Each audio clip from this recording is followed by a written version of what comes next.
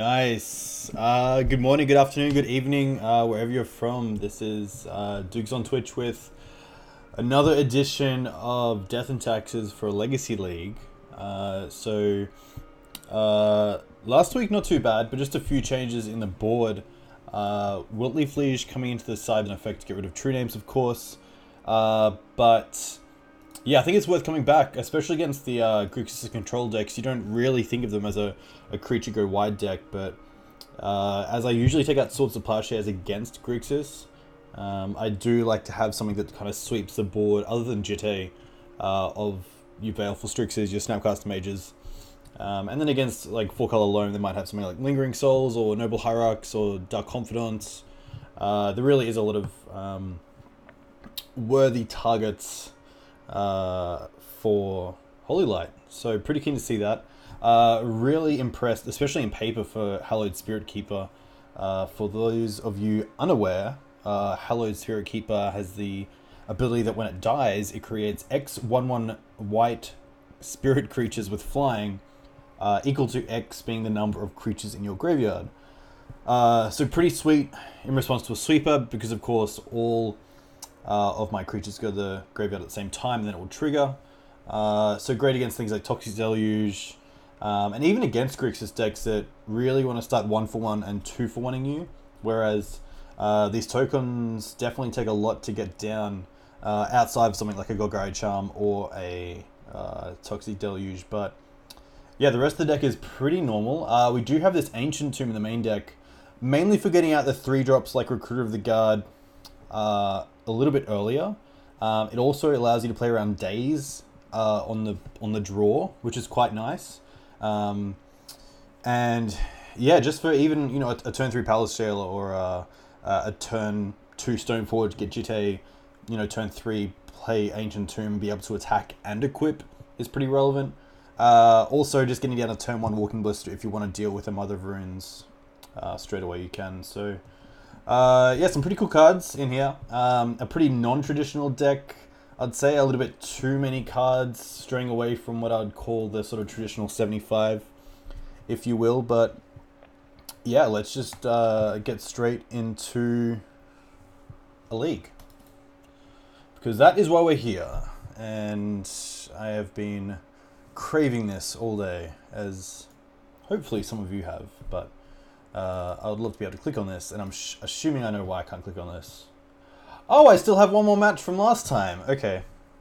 So it looks like this one is a 1-3 so far. So we might check this first. Sadly, no beers. Water is on the cards tonight. A little bit too hot, and I actually had no beers. So, 2 losses right there. But beers would be a pretty great addition, especially to this. I mean, how can you beat beer? You can't. So, looking at these trophies, that's pretty nuts. 15 trophies, 14 trophies. Lewis CBR always up there at 9 trophies, which is pretty insane. Oh, it's never too hot for beers. That's actually that's what you say when you don't have beers. Yep.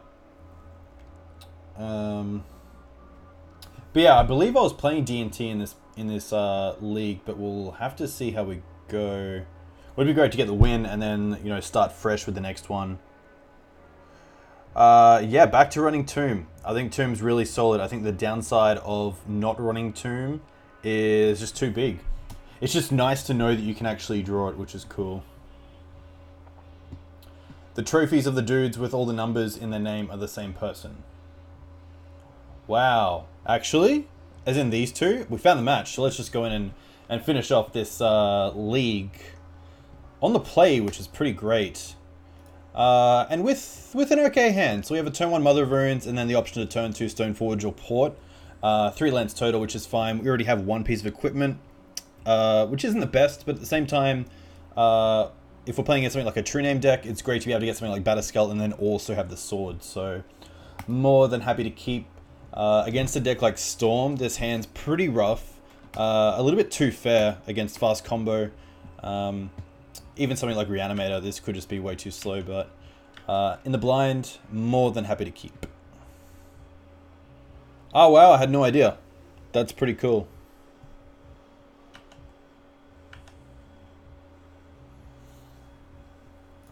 Mana Confluence. Looks like Dredge. So straight off the bat, not a great hand for Dredge. If you lose this match, Dukes, I want you to sing us a song.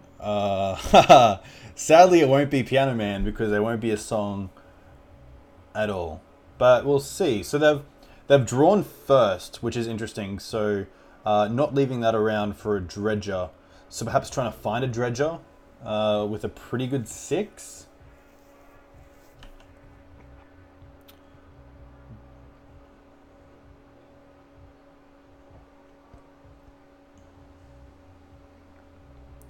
Cabal Therapy, interesting. I wonder if they'll name, most likely, Thalia. If they name Stoneforge, that's pretty awesome of them. But I think you'd probably just name Thalia because it slows you down so much. It makes you... Oh, maybe not. A lot of their non-creature spells are actually 1 or 2 casts. So with this cracked LED, they'd easily be able to cast it. Legacy Hype. That's what you want. Name Swords of Plowshares. Okay, that's more than fine, which is pretty cool. Achlime? H-Lime? I wish I could say your name correctly, but evening, right back to you. And I'm going to say Dead Raven 777. Thank you very much for the follow. Alright, so we don't really want another Plains there, but I'm happy to cast this Stoneforge here. They most likely will be able to get something back with this Cabal Therapy, but I might as well just go for Batterskull now and try to apply some pressure as quick as possible. I don't believe there's no reason to not attack with the Mother Runes here, so we're just going to attack with the Mum here to get in that 1 point of damage. Ben is more than fine. So, yeah, the hand, not that great against Dredge, but at the same time, we have a little bit of pressure if this Cabal Therapy doesn't get flashbacked. And they didn't go off with the Dredger first game, so... yeah, that's fair. That's the Celestial Colosseum. Okay. So a bridge in the graveyard as well. So what have we got? We can see an Icarid, 2 bridges, 3 bridges. Ooh. Okay.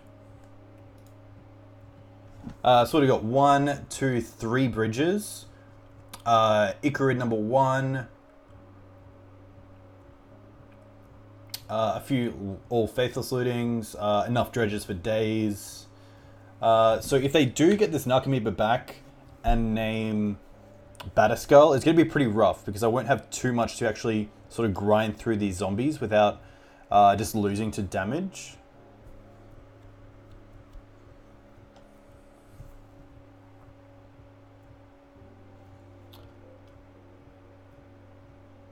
Geddon Chemformer, hello.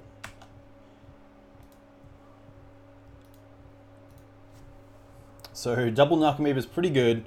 Double Cabal Therapy as well. So these bridges are going to go pretty haywire pretty fast. Getting 3 zombies per Narcomoeba, so getting value to say the least.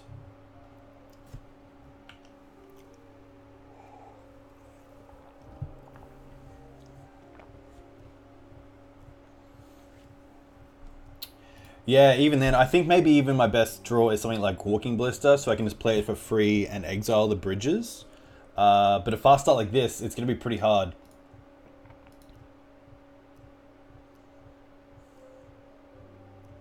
Wow, all 4 bridges in the bin.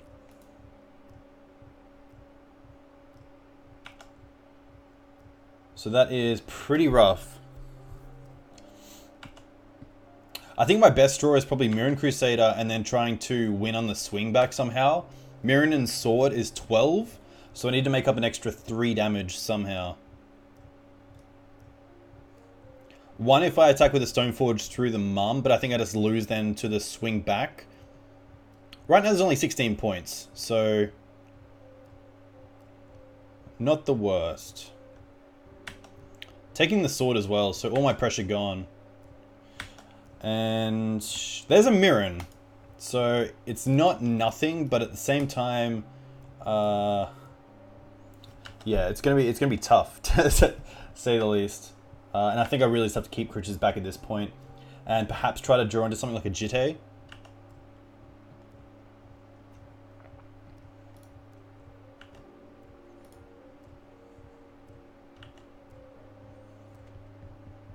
Two more Narcomoebas hitting the bin.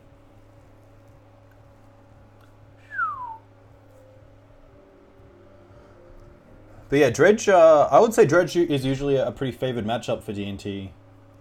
Other than these sort of really fast starts of just straight out of the bridge, or straight out of the gates, I should say. It's just a little bit too fast.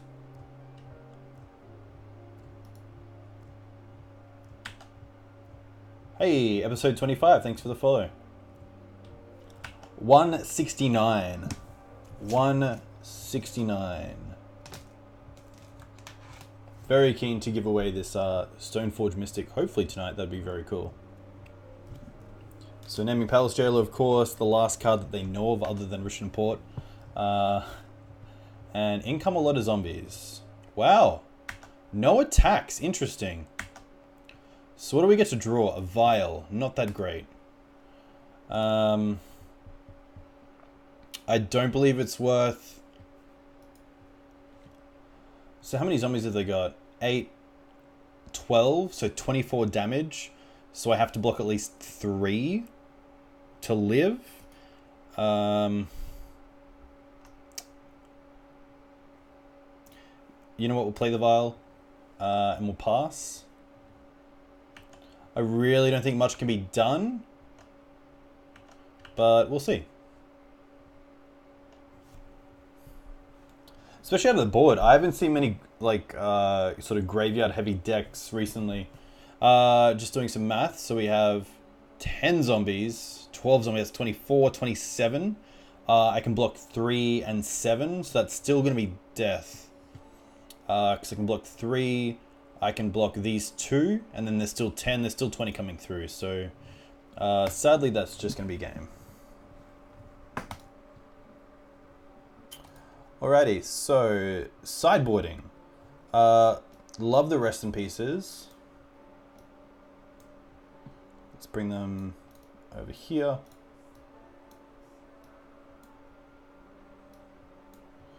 Love the surgicals.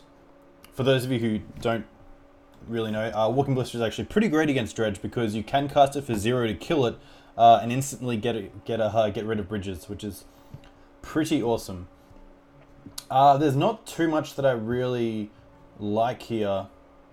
Yeah, the Cardboard Live add-on is sweet. So if you guys can look at the, I'm going to say left side of your screen, on the Twitch panel, you can actually hover over my deck list, and then it actually brings out each card. So you can actually hover over each card and you can see what they do. So that's sweet, especially because it was a free add-on by an ex or current player, I believe. One of the two. So yeah, that's very cool. Prelate's not too bad, but it's pretty rough.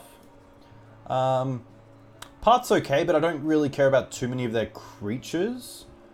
I think maybe the Palace Jailer is a little bit too slow. The Recruiters aren't great because we don't have too many one-ofs to get. Actually, maybe it is worth it because they can get Walking Blister, so you can cast a turn 1 or a turn 2 Recruiter off the Ancient Tomb or a turn 2. Yeah, so sadly this was actually the last game of my last league that we have to play through. I can actually drop a land, that's fine. And that's 60, so maybe I'm just happy with that. Thalias aren't the greatest, but they're good because they can also exile bridges if I don't hit my rest in pieces or surgicals. Revoker can name LED, which is fine. Mirror Crusader, of course, is a creature that can get through a lot of their blockers, other than Narcomoeba.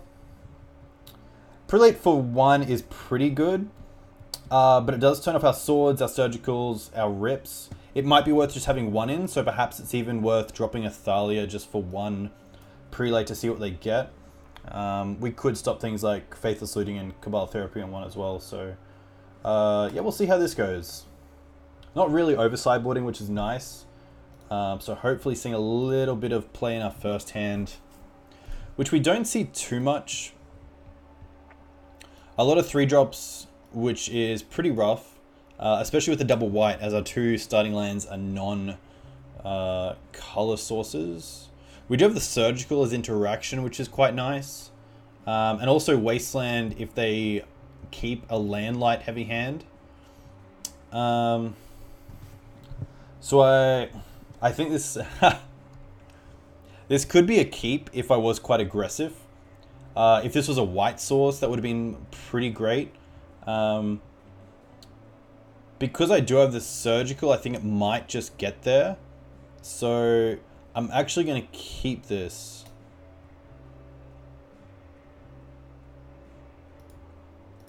Mums could definitely come out.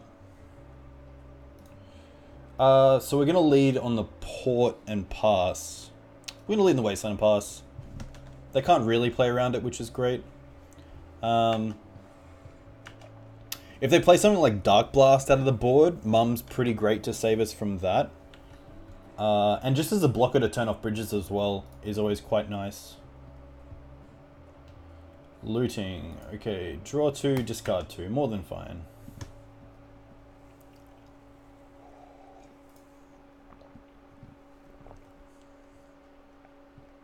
So hopefully discarding a bridge. I think bridge would be a great target for the Surgical. And there is one. So we could go for the Dredger, but I'm pretty happy to take care of this bridge right now.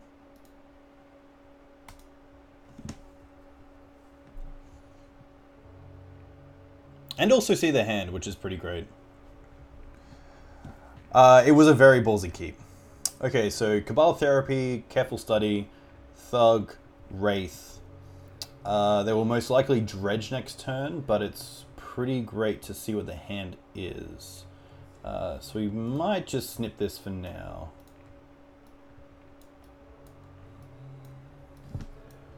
We will, of course, search their deck. Oh, wow. Did I just press...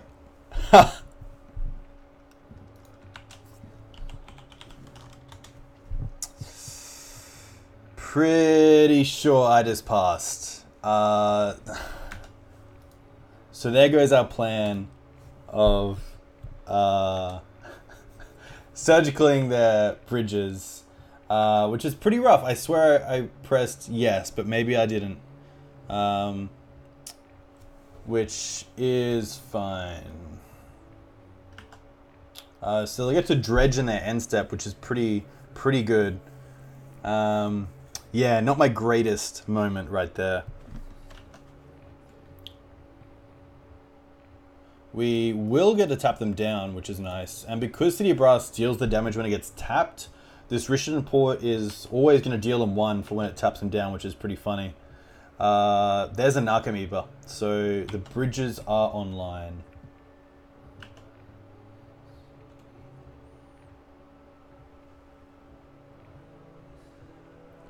We could be seeing that one on Channel 5. Hopefully not. I wish I could say it was the first time it's happened as well. Cabal Therapy is pretty good here.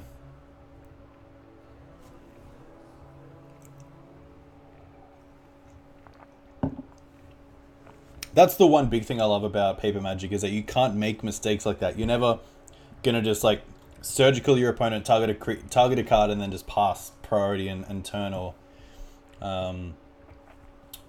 but the game is still on, so we'll see how we come back.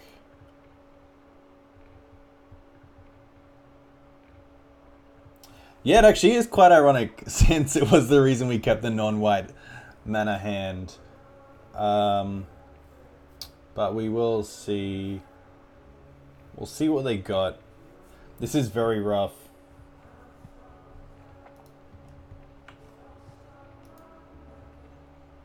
So they actually named Rest in Peace in hand, which is fair enough. Rest in Peace would just turn them right off their gameplay strategy. So interesting to see if they actually just use the zombie right now to maybe take out the Thalia, as I can cast it next turn. I don't think it really matters. I think my best draw is actually just another Surgical. The one other Surgical that I have in the deck. And they opt to take it. There's the Thalia, but a little bit slow. So we're just going to pass again. I don't feel like this game is going to be very... Oh, they brought in Serenity. That's really, really cool. I feel like this game is over, and I feel like this game would not be very entertaining. So we're just going to concede this and go to our real league. I think that's just the best thing to do right now. So yeah, that is what we're doing. We are going in with the list that I have. So let's just see if this is the right one. Correct. Cool. All right. All right. Starting fresh, joining a match, hopefully going first. Yeah, we are. And this, you know what? I'm going to keep this hand. It is a little bit late game, but I think it's going to be worth it. So this is the updated deck list that you can see within Cardboard Live. So we're going to keep this hand. It really depends on what they're playing. And I'm actually not that keen to lead on a Wasteland. I'm going to lead on the Plains and go Vile. I could also lead on the Port and go Vile, but I just want to lead on the Snow-Covered Plains and play the 8th Vile.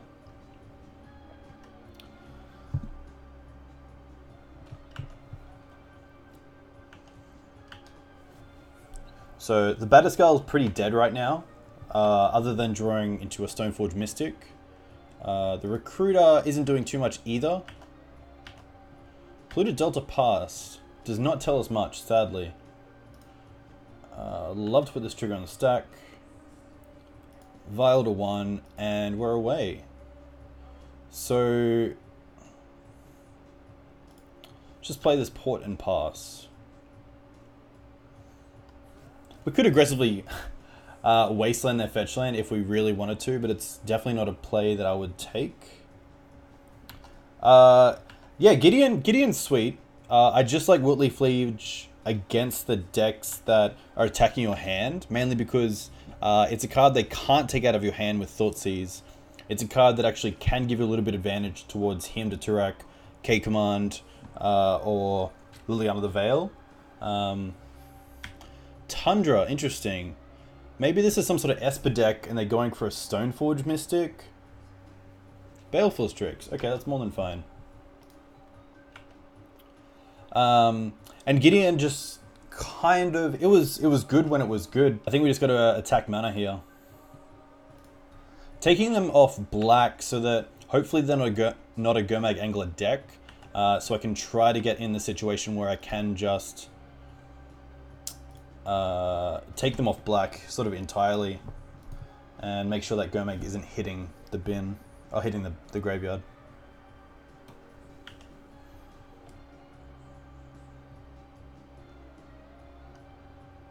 But yeah, just a Baleful Strix isn't much pressure, which is great.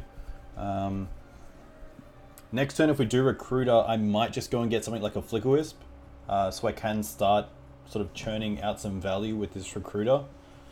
And then even going to get something like a Walking Blister means that I can get rid of this Baleful Strix without even caring.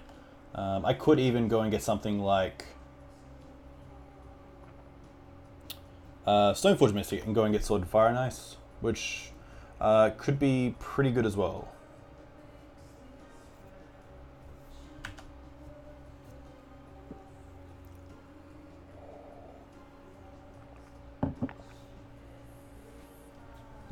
Yeah, it helps against Dread Knight, it helps against Golgari Charm.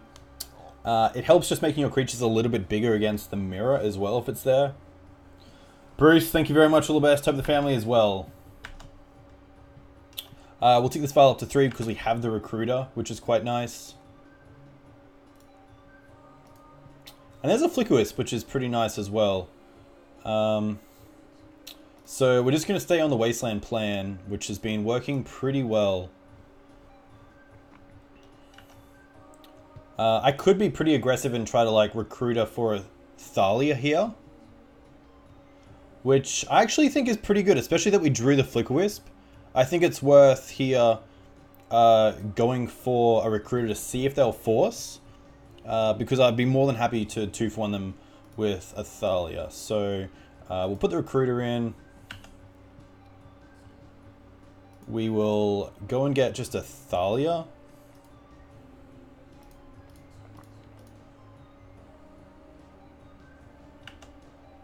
Nice. And then we'll just pass turn. So this Thalia is also a pretty great attacker against this Strix due to First Strike. And it will be interesting to see if they do tap out to, say, Swords this Thalia or now trying to play around, say, Flickerwisp or Caracas.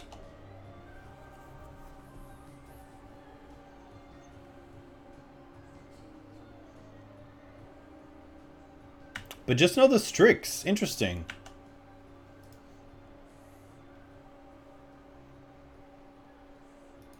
So I think they should just attack here. There's no point leaving 2 back because they still can't double block this Thalia. But obviously just not wanting to. We'll put this on the stack and then just say no more. Swords is a nice draw, but it's not really what we want. So we're just going to sack and hit this Underground Sea. Go to combat. And attack with the Thalia. I want to keep the recruiter back. I don't really want to use it too much right now.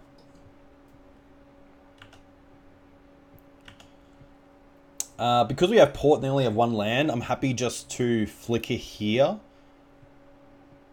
And get something in my end step.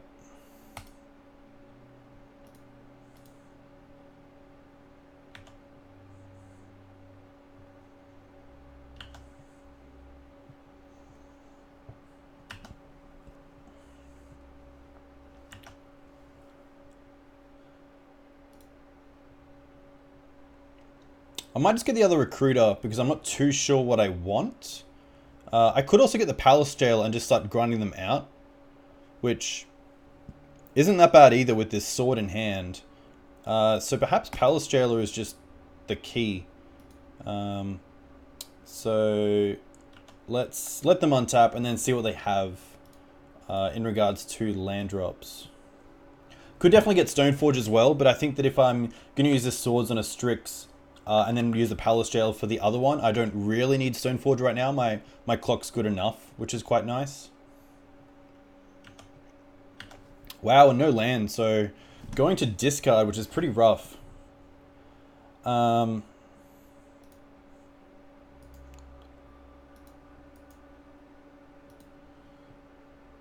Didn't tick up, which is fine. We drew the Mirren Crusader, which is pretty awesome. So we're going to play the Plains. Just attack in with the Thalia for now.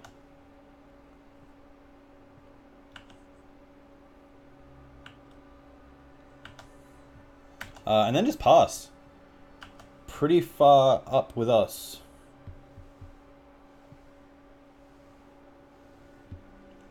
Yeah, that's fair enough. I think they would have. I believe they would have blocked anyway with a Baleful Strix, but it's probably definitely worth at least putting it in their court.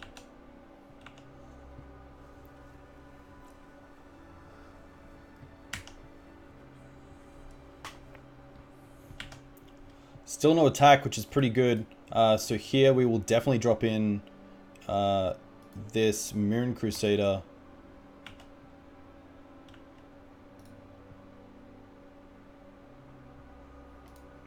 Caracas is pretty nice. So next turn we can port and also keep up Caracas Plains. So we can end step maybe take out one of his Baleful Strixes and then just Palace Jailer the other one. So it doesn't look like they're blocking. And they're going to go to lethal pretty soon, just by going all out attacks. So let's tap down one of their Tundras. And not too many outs now. I think the best card to draw would probably be another land and a Swords on the Mirren. But they're just going to concede because they didn't really get to apply pressure. Those 3 Wastelands really helped. Especially if they're a true name deck. Just keeping them down below 3 lands is pretty crucial to grinding out game 1. So pretty happy to get rid of all 4 Swords to Plowshares. Pretty happy for the 2 Holy Lights. I didn't see too much that Prelate could hit. It feels like a deck that I'm playing against that could probably hit a lot of different removal spells like Fatal Push, Golgari Charm, Swords to Plowshares, which isn't the greatest. So we'll probably take out the Prelate and maybe even just 1 Karakas to go down to 22 lands. Bringing in... I didn't see discard, but I believe there would be discard in there. Or at least neg 1 effects. So these Woodleaf Leeches are going to be pretty good. Canonist is pretty good, but I think they would actually be happy just staying on 1 spell a turn themselves. Especially knowing that Thalia's around, they're most likely going to be doing it. So Thalia kind of acts like that. I'm not too sure of their actual graveyard interaction. But the Council's judgments, usually against a deck like this, are pretty solid. So I might even go down a Thalia.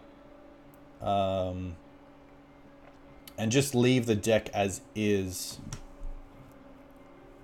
Yeah, there definitely could be a Deathblade deck. So maybe the second Jailer is good because we do have these 2 Holy Lights to deal with true names.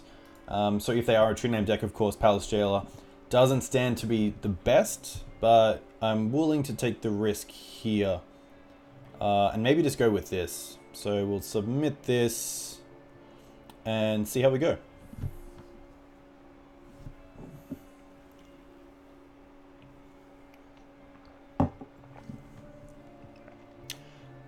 This hand's pretty high up in terms of mana cost, especially for the double white, but I think turn 1 or turn 2 Thalia is more than fine, so happy to keep this for now. Something like an Aether Vial off top would be pretty great. Batterskull, not the card that I was looking for. So happy just to pass turn here.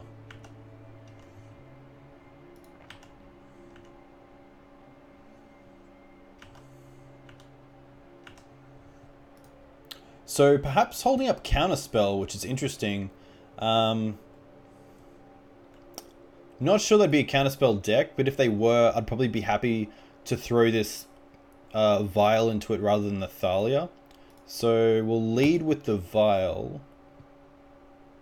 Vial being great as well because although it wasn't a turn 1 play, we do have so many 3-drops that if this Vial does get up, if this isn't a disenchant, it is. Okay, that's fair. Which does put us back a little bit, especially that we don't have a 3rd land in hand. Yeah, it would be pretty nice to Holy Light a TNN, but not the case here. So here I'm happy just to try and drop this Thalia. Meaning they can't next turn say Jace unless they have something like a Swords to Plowshares in hand for this Thalia. Which they do. Which is fair enough. So a lot of 1-for-1ing here, which is fine. It's probably where I want to be at least. If they do tap out for, say, Jace, then we do have this Council's Judgment backup, which is pretty nice. But we'll really have to make sure they don't have something like a Force of Will in hand, which they might have even just taken out against this deck. Force not the greatest against a deck with Aether Vial, but if you're bringing in removal like Disenchant, you may be keeping in a few of your...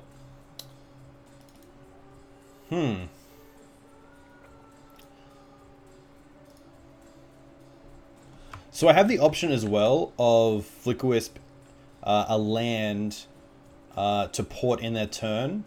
If they have, say, Snapcaster Mage, they can use that mana instant speed to Swords the Flickerwisp. And then even hold up, maybe play a land and hold up Counterspell. So I think getting rid of this Jace right now, or at least trying to, is probably the better play.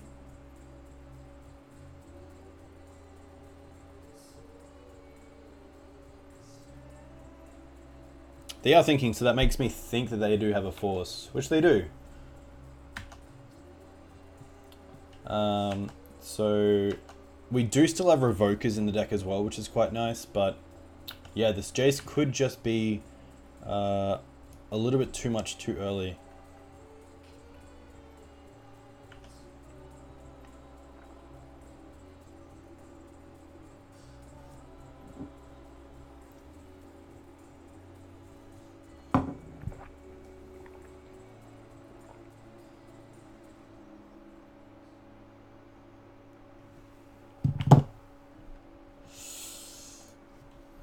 There's a black mana. So this will be interesting to see what they actually use it for, because we haven't seen anything outside of Baleful Strix so far.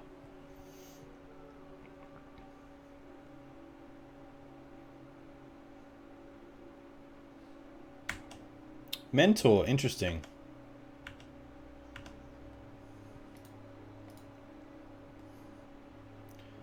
So pretty happy to play out this Mirren.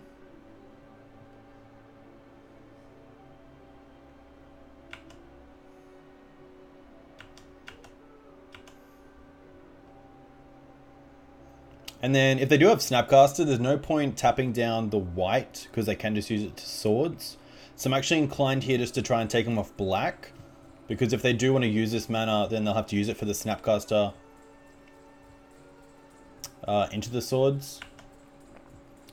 But they might not even have it. And they do.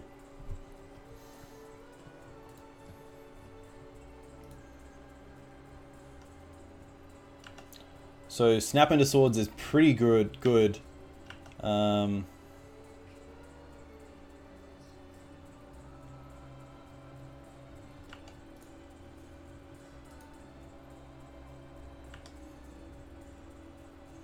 So it'd be interesting to see what the actual black cards are out of the board, and if we do see any hate cards this game. I don't think they'd have Toxic Deluge because of the Mentors.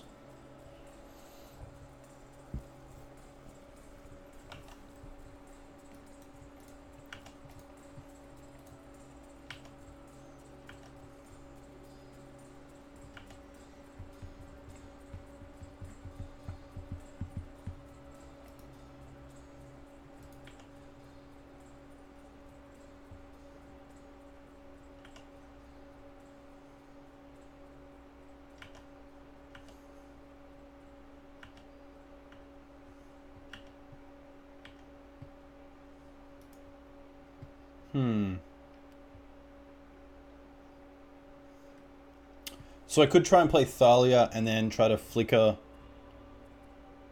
as well. So let's just try and empty our hand here.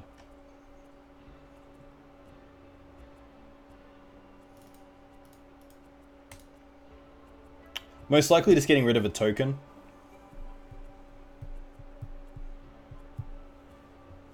There's not too much else we can. CBR MTG, welcome. Yeah, Walking Blister is sweet. Especially in a deck running Ancient Tomb. There's the Force. That's pretty good. Another token as well for them, which is pretty nuts. Can't say nuts. Ugh, so not looking good, but this Holy Light is looking pretty good if I can keep it at bay. And really get it going here. Honestly, if they have the spells for it, they could just use this Jace to keep bouncing my threats as a blocker and get there that way.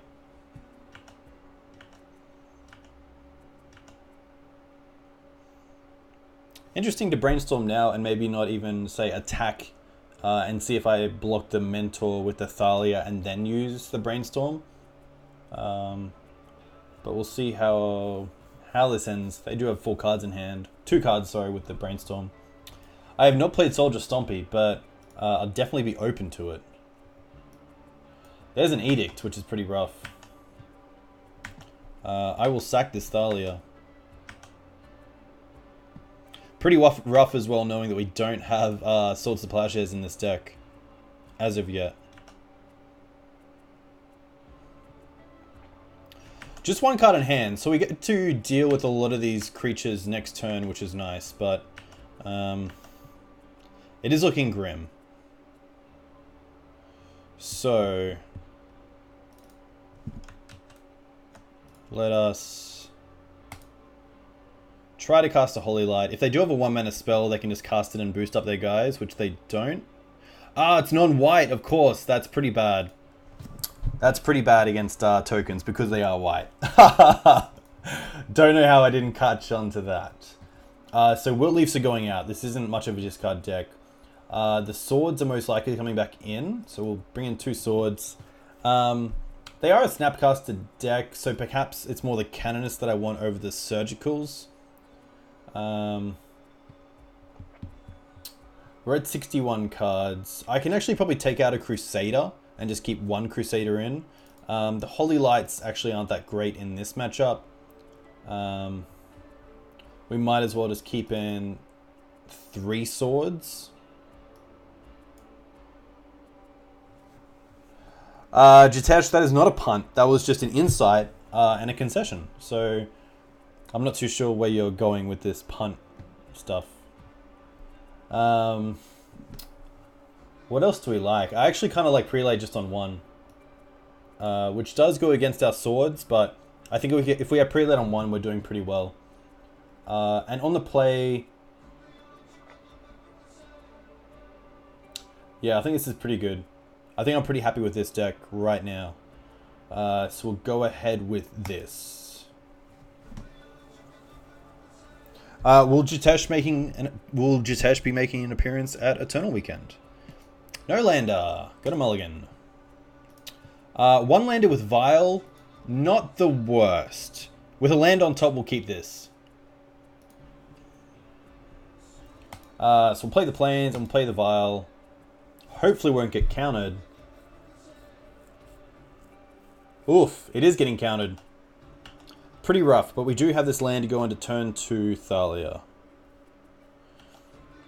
Ah, of course, no leave, but at least you get to go to Japan, which is pretty sweet.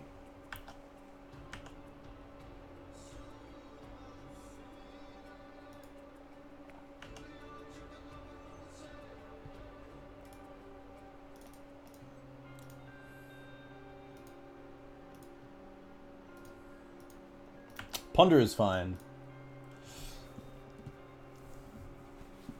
Yeah, Japan should be sweet. Especially for 2 weeks. Brisbane's getting too hot. I swear. Alright, we'll play this Wasteland. We'll play this Thalia.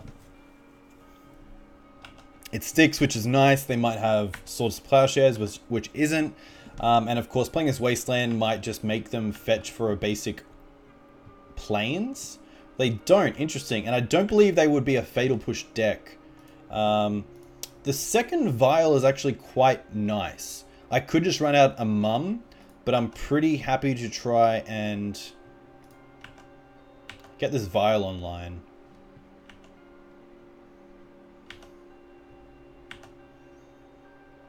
So let's play this Vial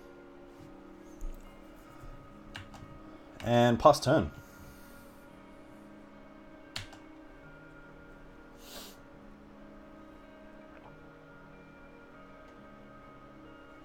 End-step Brainstorm. End-step Brainstorm is always a play that I love to talk to people about because people brainstorm at some weird moments. Not that this is weird, but you know, if they're looking for maybe a 3rd land, maybe back then is worth it. I'm not sure they want to put something on top. Maybe they just want to use their mana efficiently. And they want to actually untap with mana open, so that is fine. Delta has to get, if they want a white source, Delta can't get Plains, which is great for us because it turns this Wasteland on.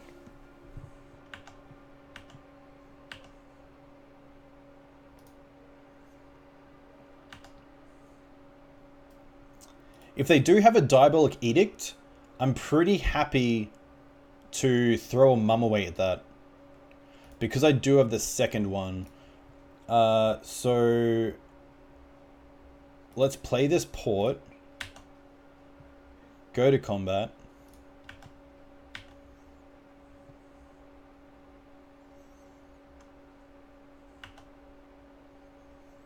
Looks like nothing, which is great. There's the fetch.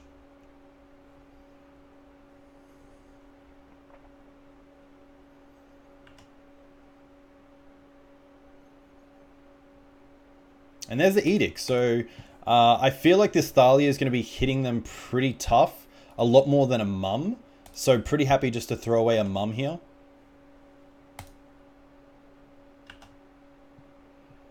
They can't even snap it back, which is pretty great. And they've have to... Oh, okay, so... I could keep up the swords if they try to kill the Thalia instant speed. I could also keep up the Wasteland, which I think is a little bit better. So we're going to keep them off black here and see how that goes. Nice.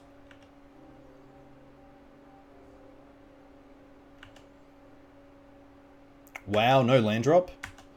Interesting. So we're going to put this up to 2. We won't hold priority and put in this mum because we can just play it if we really want to. So let's put this up to 2 and draw a 2-drop. Draw a 3-drop. Not too shabby.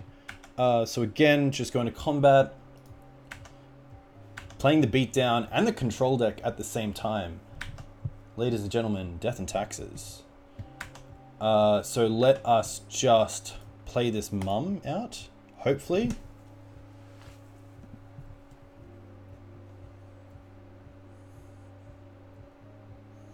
Looks like a force. It is, hitting a Snapcaster, so pretty big take there from us, which is pretty nice. And with that Brainstorm, I'm going to assume they're quite Brainstorm locked. Ah, no, because they fetched and then Diabolic Edict. So they're definitely not locked, which is a little bit sad, but it does look like just another throwback. So we'll go up to 3 for sure. Judgment's nice.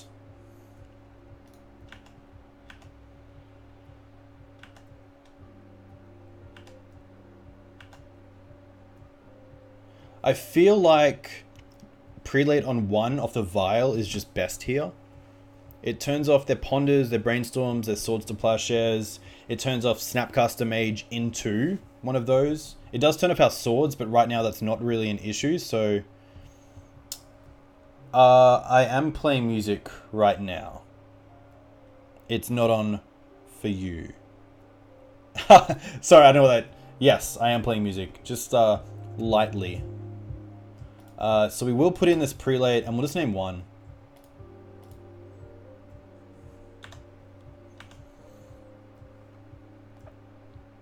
Now we get to tap down this swamp.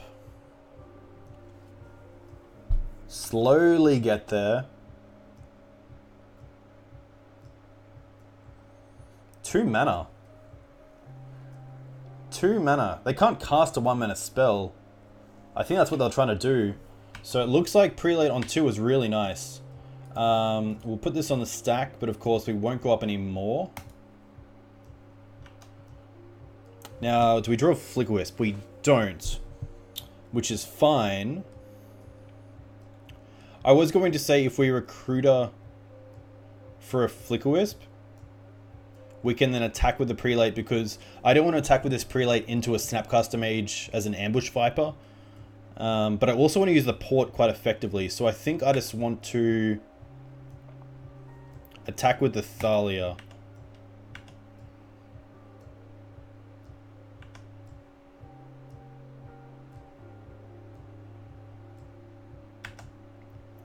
So let's do a little bit of math here. If I play the Recruiter with my lands and I get a Flicker Wisp, I can flicker out the swamp in my end step so they don't have it for their turn.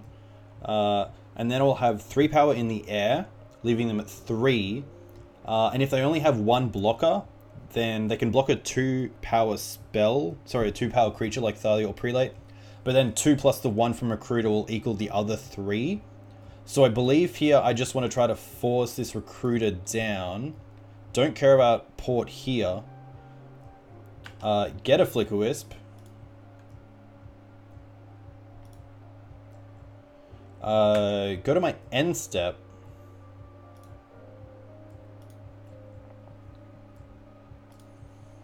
Use Flicker Wisp to flicker out this swamp. And next turn, even through a Snapcaster Mage, we can still get in for lethal, which is quite nice.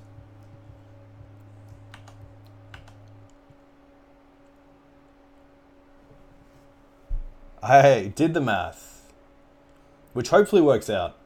They could have some sort of removal effect from the sideboard that I didn't really play around. Like Black Source into Dreadnought. I don't think they'd play Dreadnought because they play the Mentor. So it will be interesting what they have. Baleful Strix gets them another turn.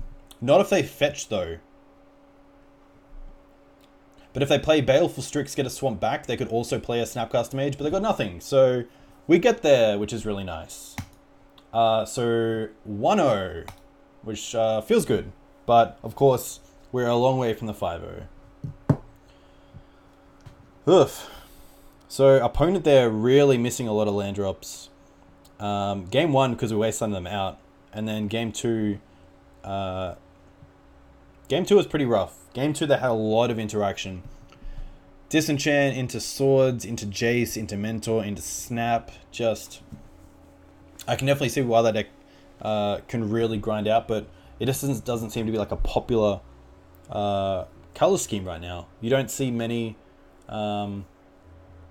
Esper decks around, which is a sweet color brew. I think it's a sweet deck, and it should be seen more, but just isn't there. X Snick TYX. Thank you very much for the follow, and of course Bruce as well. So up to the big 169. I don't believe it does.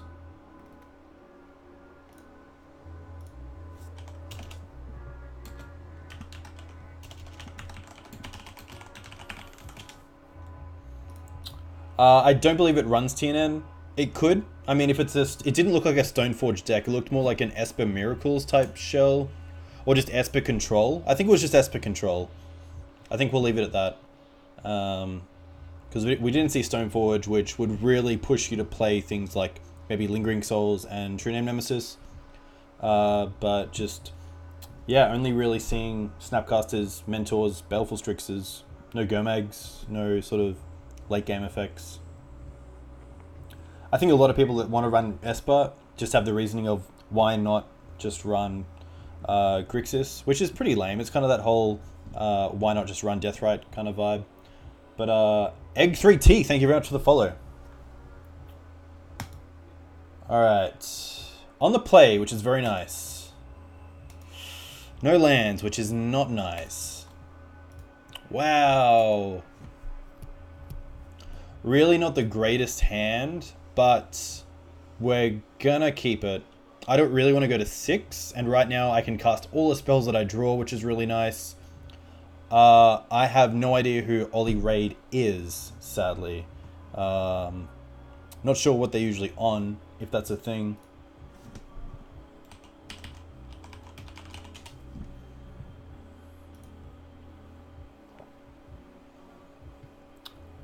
Reanimator. Okay. We're gonna mull this. And we'll keep this.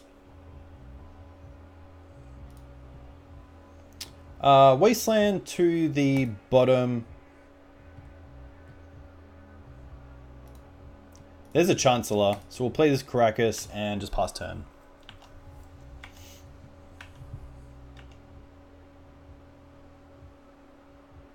Oh wow, that's very cool.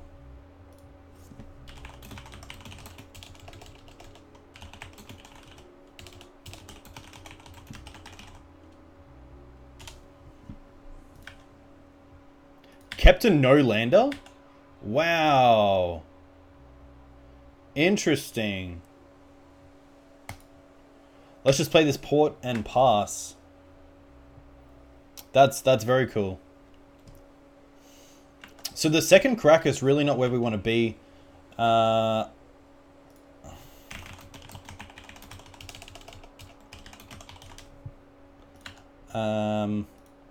But nice, nevertheless. So they could just discard, of course, a non-legendary creature like Asian Rider or Tidespout, or both. I'm going to assume they have the Lotus Petal, maybe even a Dark Ritual. But yeah, this is pretty rough.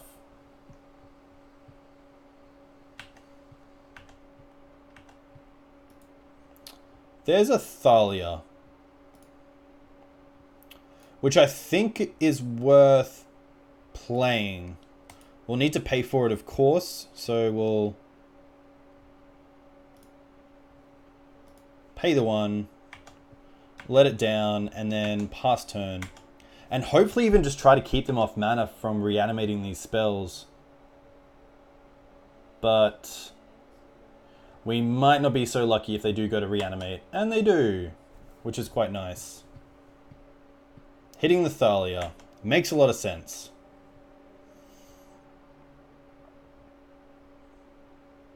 Unmask is pretty good as well. So this Ashen Rider most likely just going to be going to victory here. Not too much that I can do other than port them next turn.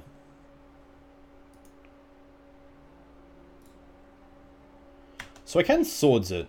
Swordsing is the option. I like tapping down their red-black mana.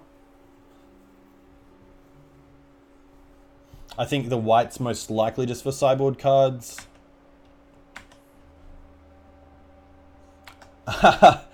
Yeah, sadly, if you do show the Karakas early, they can just get there with non-legendary creatures, which is pretty rough. But that's just a big part of the deck. And there's a Tides Bounce, that's pretty good as well. Oh, Ballista! Oh, Ballista! How much are they on 4? 1, 2, 3. I can get them down to 1.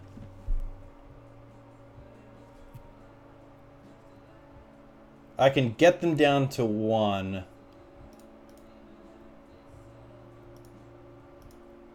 Huh. I think it's worth playing.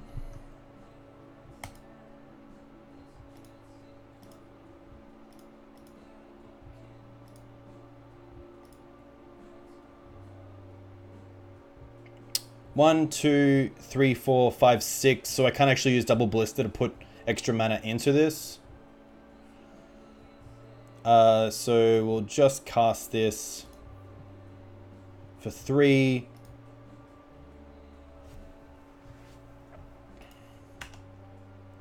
And pass.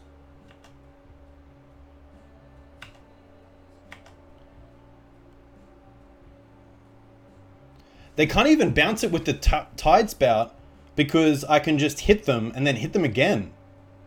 So Walking Ballista might just get there.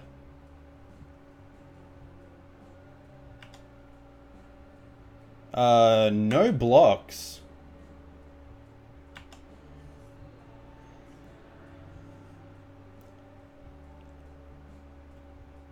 Entomb, trigger, targeting the Walking Ballista. So I'm going to hit them and then hit them once more.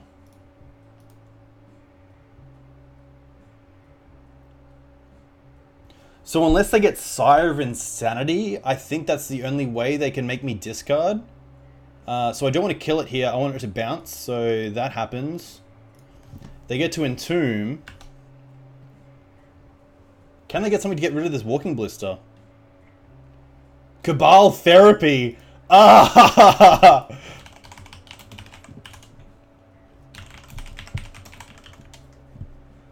Nice. So that's pretty good. I only get to get rid of one of my lands as well.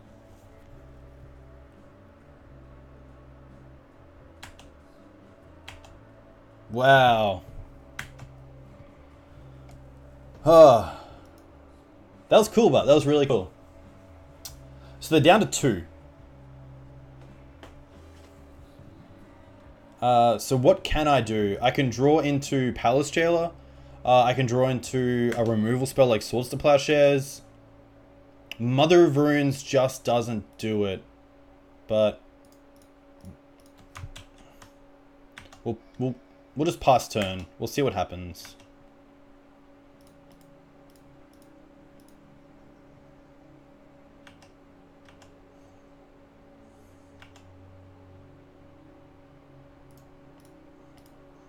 And sadly, that's game. So pretty close, I like to think.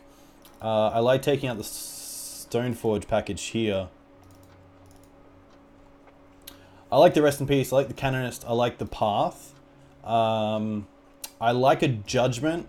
I like the Surgicals, I like the Fairy Macabre. If they do go for discard, I like the Woodleafs just to see how they go. I don't mind taking out this a Spirit Keeper and a Mirren. Prelate's pretty good. Yeah, I do wish I could tap that creature. But yeah, that was a sweet game. That was really cool. I do like the Legion of Relic Order in case they go for Animate Dead.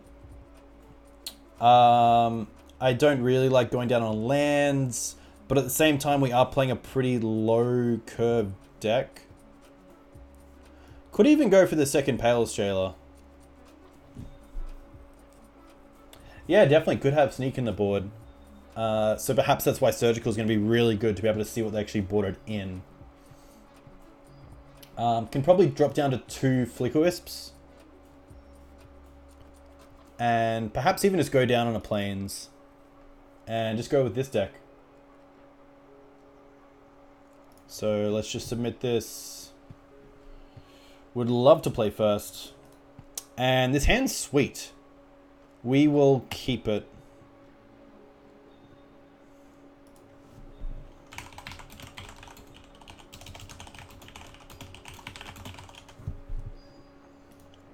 No Chancellor, which is nice. So we'll lead with Plains into Mother of Runes.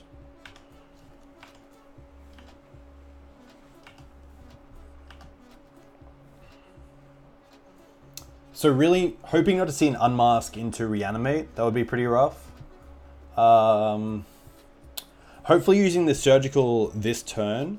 Because if we can't play it next turn through the Thalia. We need 3 mana open. So Unmask is here, which sucks. Most likely taking the Surgical.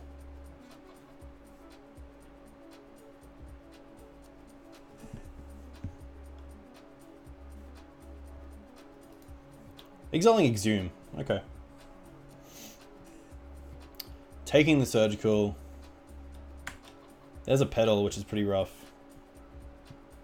Perhaps they don't have it. Maybe they're just playing the Petal because they know that the Thalia is out, which is actually a heads-up play. So not wanting to actually attack into it. So let's play the Wasteland and then go to play the Thalia.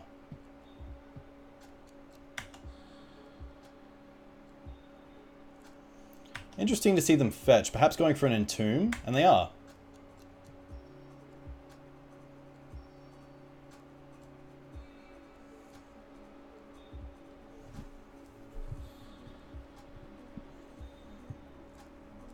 So, Elish Norn. Pretty good. Can't do much about Elish Norn here. So we'll see how we draw. That's all we really can do.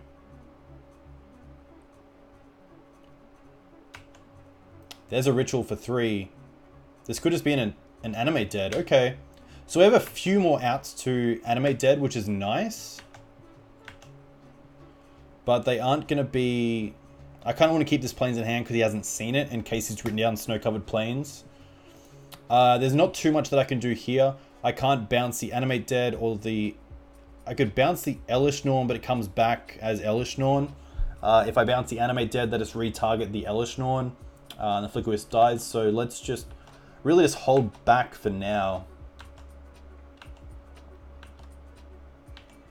Unmask being such a good card. Next turn, maybe just playing this Woodleaf Liege so I can start playing stuff. which is exactly what we will do here.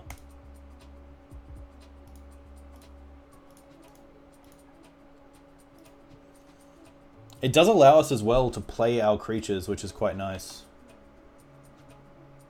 Entombing in the end step for a Grizzlebrand. Nice. That is fine.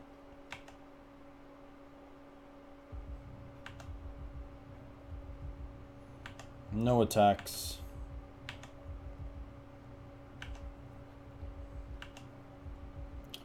Thalia, okay.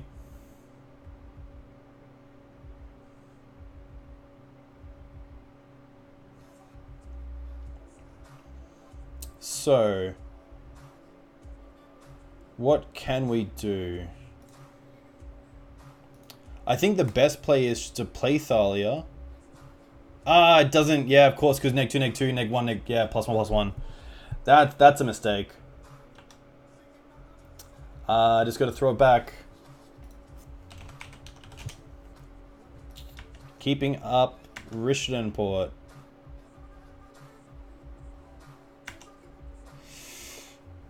Yep. Alright. Let's tap this one.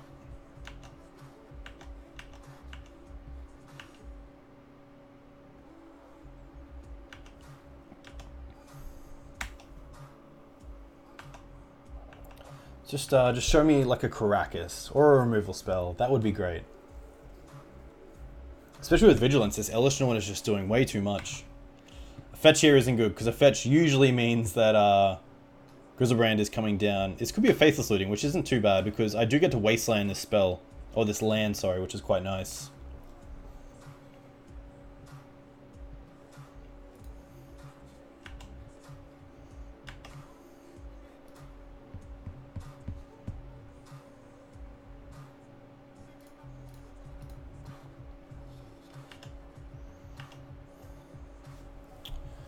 Alright, just gonna have to sit back for a little while longer and hopefully draw into some sort of removal.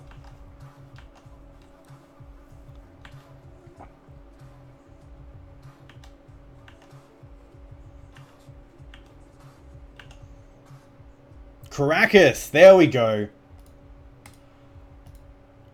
There we go. Alright. We can also play this Thalia now. We can attack and port them down. Hopefully this is enough. Surely we can start churning back a bit of a win here. So we'll tap down this swamp. Something like Land Massacre, if they have it, would be great, but they don't. So that is pretty nice. Alright, so pulled that one out. Pulled that one out big time.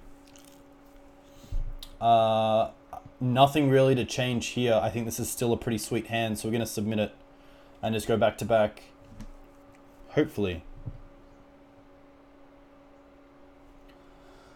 Oh. If you guys do like this content, then of course you will like CBR MTG's content even more, because I know Angus does Lazy Legacy Sundays from I believe like 7 o'clock on a Sunday afternoon Australian time, which is pretty awesome. You might have seen him on the front page of the Legacy subreddit with his play against this hand's sweet. We're keeping this. With his type plays. We're gonna keep this, of course. So yeah, if you do like this, then definitely check out CBR MTG. Chancellor into going off is pretty rough. Oh, it's not Chancellor into going off, which is nice.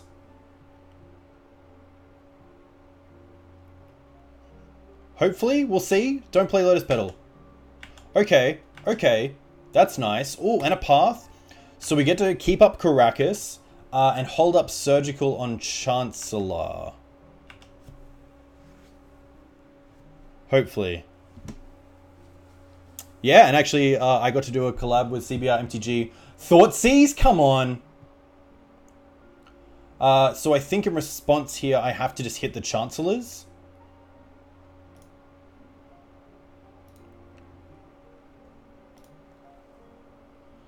What do they have in hand?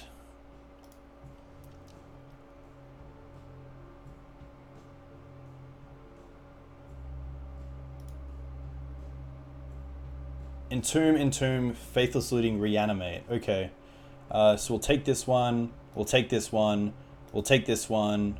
We'll also take this one. Okay. And we have a pretty good hand against Thoughtseize. If they take Thalia, we get to play another Thalia. If they take Canonist, we still get to play Thalia.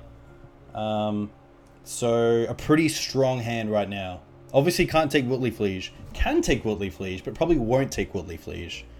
Maybe even just taking the path and maybe going for something like Elish Norn again. Of course they come with the Caracas, so maybe Ashton Rider.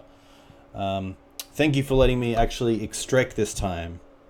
Quite nice not to miss the surgical extraction. Like last game, which is pretty rough.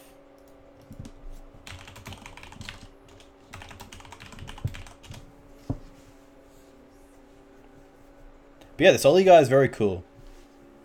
Taking the Canonist, interesting. So leaving me with 2 Thalias, which is quite nice. Revoker is also quite nice. You get to name Grizzlebrand. You can also name Lotus Petal if you want to take them off mana. So here is a Entomb.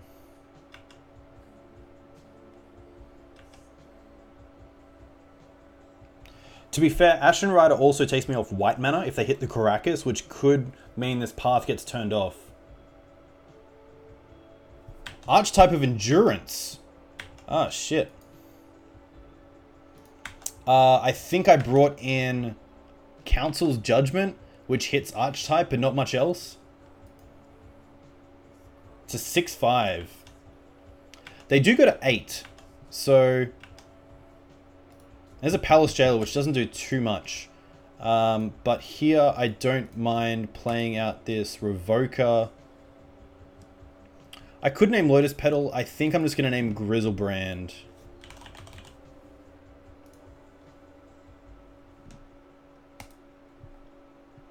And then just pass back. Yeah, I run 2 on the board, but I only brought 1 in. Especially on the draw, I didn't think that they would have something like this.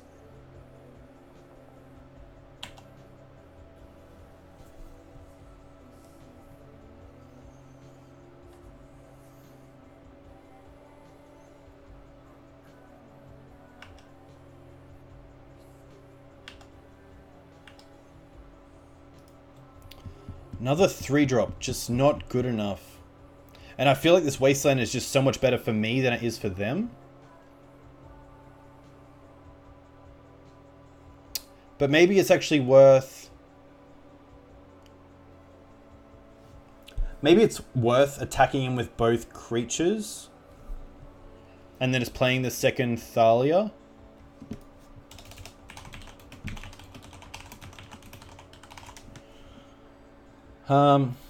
So I think it's worth getting them down to 6. So they can't, say, reanimate back this Elish Norn and try to stabilize it 1 life.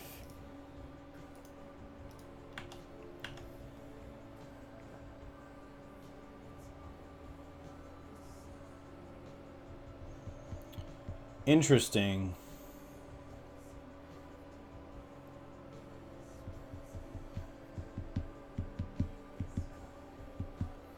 Ah, wow. Creatures you control have hexproof. So, of course, I can't Caracas the Elish Norn. That's rough. So, I think I have to Wasteland here. I could path my own creature, but I think I really need to Wasteland here to keep them off, say, Exhume.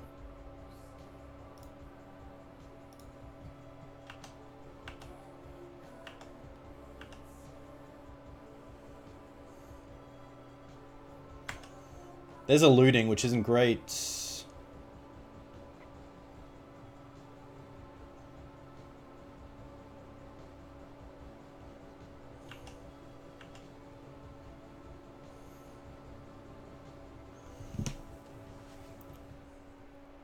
Wow, going in for attacks. Interesting. Draw another Thalia, not the greatest.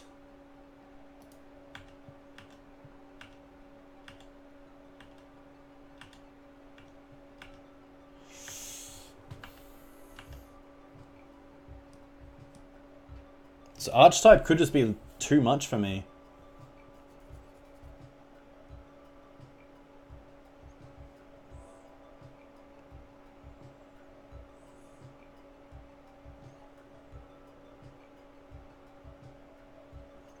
We both have the same clock. Ugh. But not if they fetch here.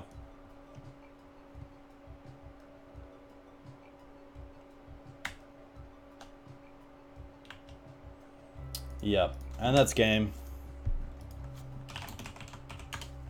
Pretty rough, but that is just sometimes how the games play out. And Archetype of Endurance is a pretty good card. Just didn't really expect playing against Reanimator online. I really haven't seen much of it as of late. I think it's like 3% of the meta or something, but obviously a pretty good deck, especially when it fires off like that. Can't really do too much there. Could have brought in the other Judgment, but of course in that scenario I wasn't hitting 3 lands anyway. Or 4 really with the Thalia out, so yeah, rough times. But 1-1 can still get up. See how we go. Running just the 1 Rest in Peace, which is nuts. Yeah, the green guy is Spice. Really good. Really good threat. Especially because it does save your other creatures from Caracas, which is pretty massive.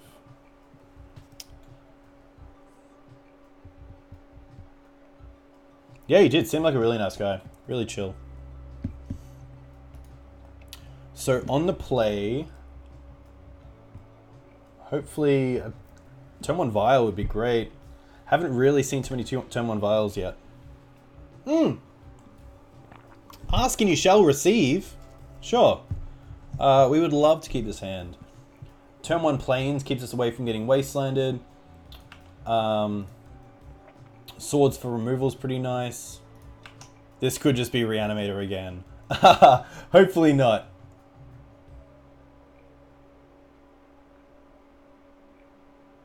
Wow.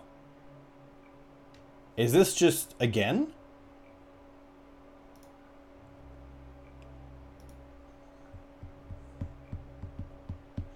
We can play the Caracas and hold up swords. I'm assuming they take the swords, if not the Vial. It really depends, because they don't have a Chancellor, so they can't interact so far. They could go Lotus Petal, Dark Ritual into, you know, Entomb, Exhume, Entomb, Reanimate.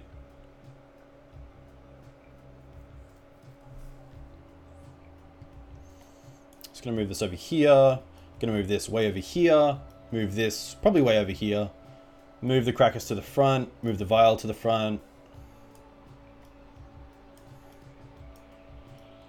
There we go. Turn 1 play, turn 2 play. Could definitely be Storm as well, but I would assume they'd go for maybe an Underground Sea in the blind. You never really know. Bloodstained Mire does not get basic Island. I don't know if that's a giveaway that it's not Storm. Yeah, we lost against Reanimator, sadly. They got out Archetype of Endurance and then just Race Dust, which is pretty rough. Which can't do much about that. I believe, yeah, the only card that we can beat Archetype with is Council's Judgment, and just didn't hit it. But take the Sword of Fire and Ice. Interesting. That doesn't really tell me anything. I think I still just go turn 1 Vial. This could also just be like a Grixis deck. But of course, with Grixis playing things like Kolaghan's Command, I don't think Sword would be that much of an issue.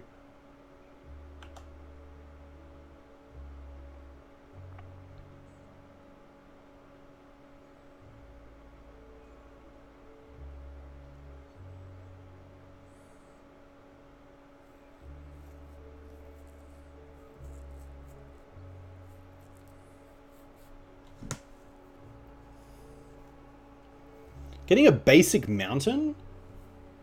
A braid? What is this? Who are you? What is this? I don't understand.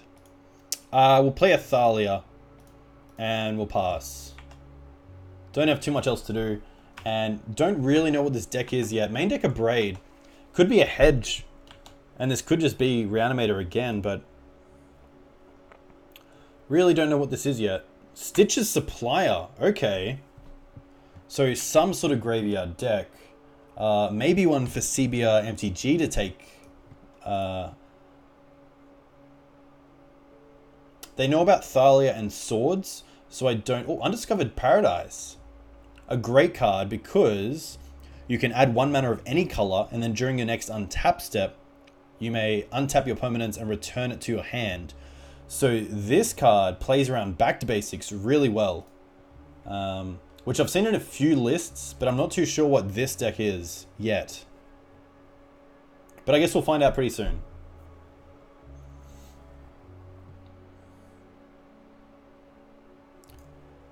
If you could tell me how Zombie Bombardment wins, that would be great.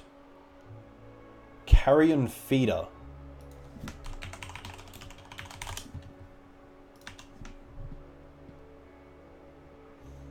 Ah, okay, cool. So you can sack a creature to Carrion Feeder to give it a +1/+1. Okay.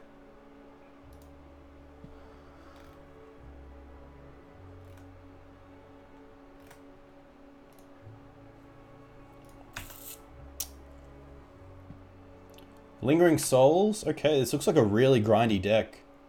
And perhaps a deck that Whitley Fleege is going to shine against. Hopefully. We'll see. But not giving away too much yet. Lingering Souls, Thoughtseize, Faithless Looting, Stitch's Supplier, of course, Cabal Therapy, Abrupt Decay. Did name Swords to Plowshares. The Swords to Plowshares is going away. So let's see what we untap with. Stoneforge Mystic is pretty strong. They don't have another threat yet. So let's attack first.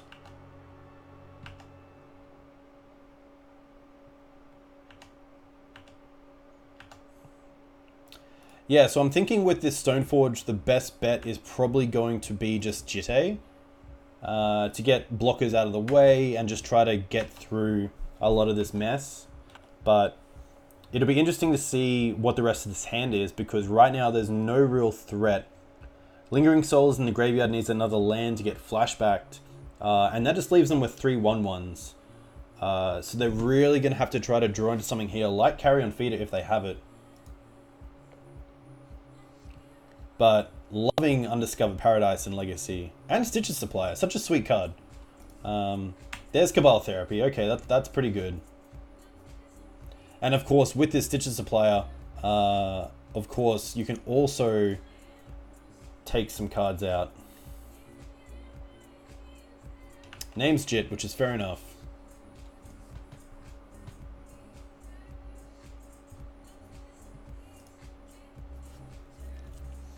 So it looks like my plan next turn is most likely Mother of Runes, Karakas hold up for Thalia. There's not too much else I can do. If I draw into equipment, I can hold that up and just attack with the Thalia.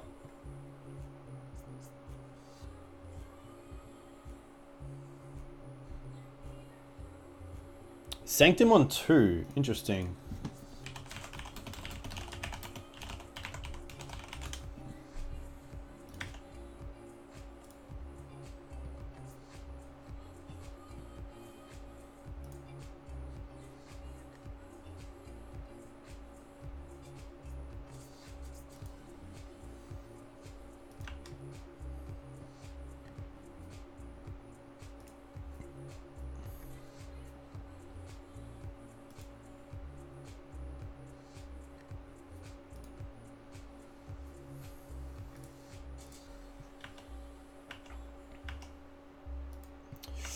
Recruiter's not going to do it, sadly. So we'll just have to swing in for 3 here and see how this goes.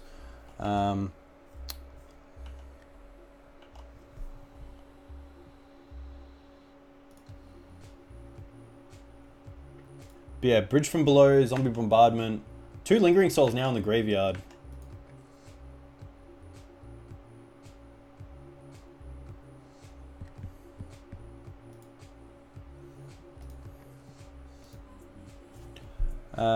Sanctum on 2, obviously cutting off Zombie Bombardment, which is pretty awesome. But they're just going to flashback Lingering Souls and pass turns, so another turn for me to try to draw into something.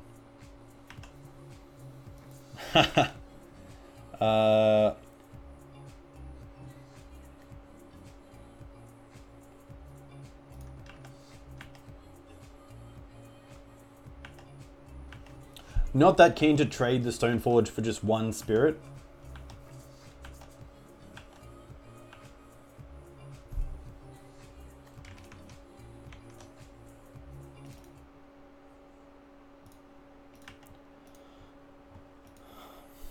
Bombardment off the top would be pretty good, to say the least. And of course, Woodleaf Liege as well, good against Zombie Bombardment if they want to be hitting my threats. There's the Bombardment. Wow, so it's in play.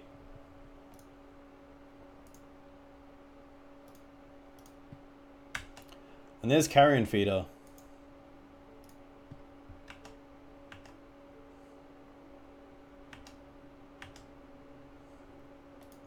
So there's the land, just a little bit too late. But happy to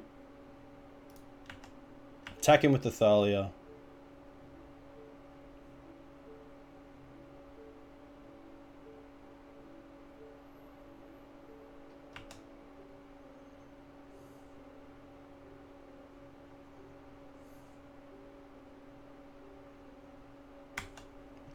That's fine, because all we want to do now is go to our second main and get a Revoker for this Bombardment.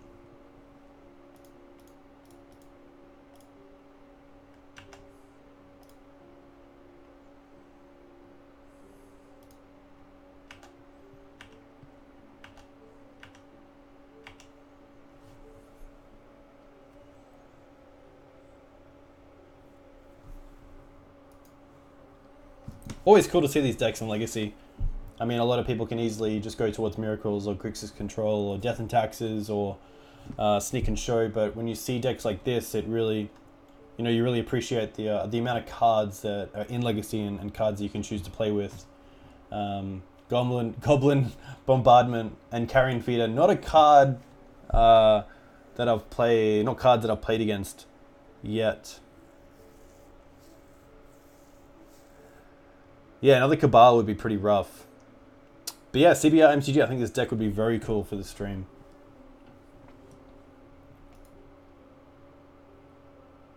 Oh, already played it. Nice. So what do they got? Don't be okay, Entomb, most likely for said Cabal Therapy, which is pretty rough. Bridge from Below, interesting. So they're just going to go for value here, it looks like.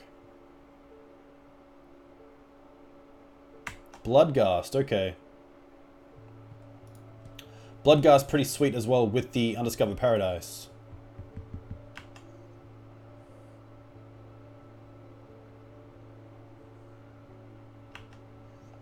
No blocks in the air. Yeah, Bridge seems like a pretty sweet card to play in it.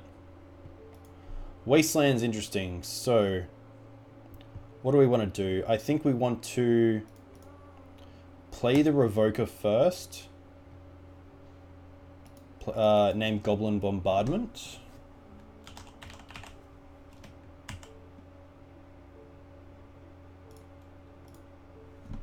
Play a land, and then play this Thalia.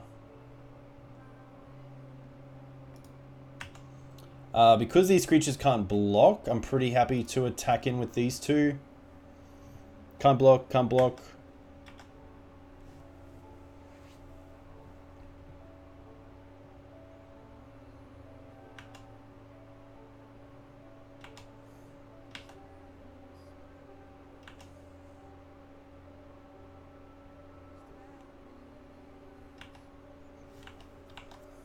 So really hoping to get this game won. It seems like they really haven't hit kind of the the aggressive threshold that a deck like this wants to hit. So this really is my game for the taking, especially when they're at 7. I don't really want to trade here. I'm happy to go to 19. I don't want them getting a card that can actually block.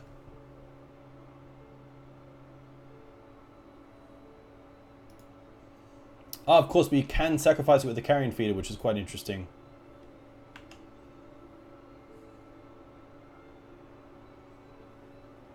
Ah, and then it comes back in the Paradise. Okay. This makes a lot of sense.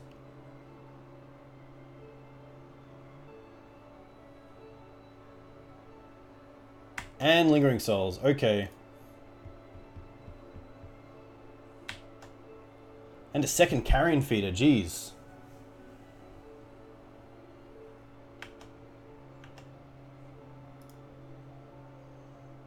So I'll definitely play the Plains.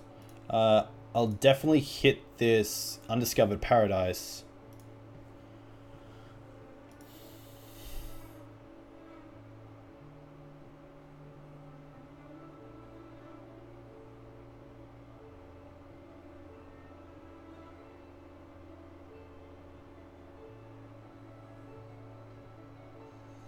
I feel like I have to name Prelate on 3 to stop this second Lingering Souls from coming back.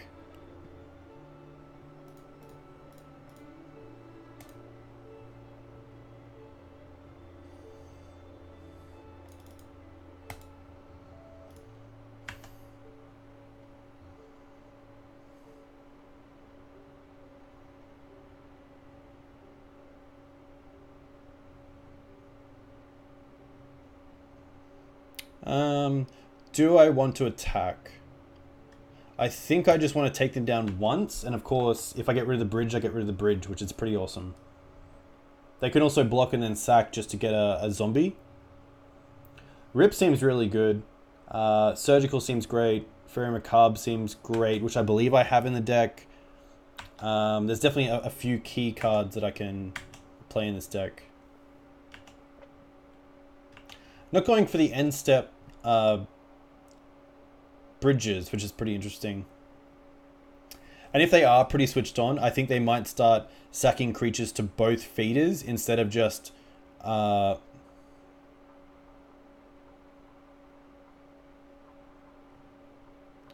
think I want to block here just to make them sack the Bloodghast. Otherwise they lose their bridge. So... Oh. We'll go to blocks first.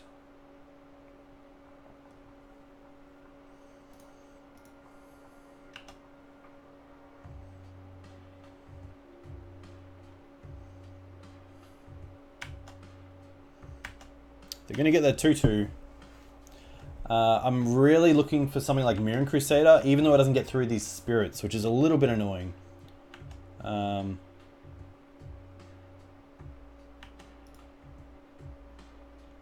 Something like a Mum as well would really help if I can get them down. Even Flicker Wisp in the air is a bit too much.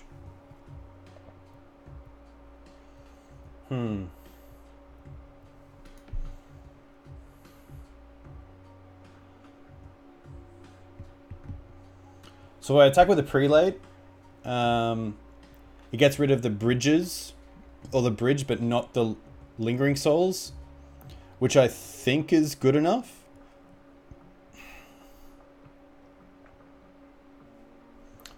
I could also...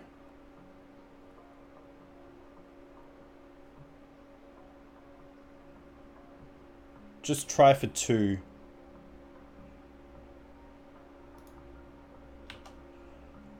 Let's go to combat first.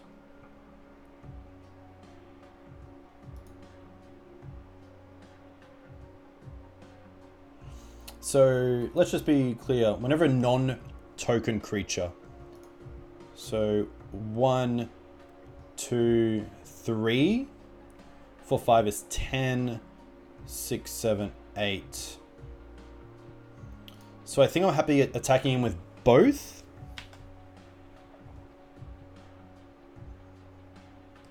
And then maybe Flicker Wisping Recruiter to go and get Walking Blister to next turn kill them if they do go down to 2. It will be tough.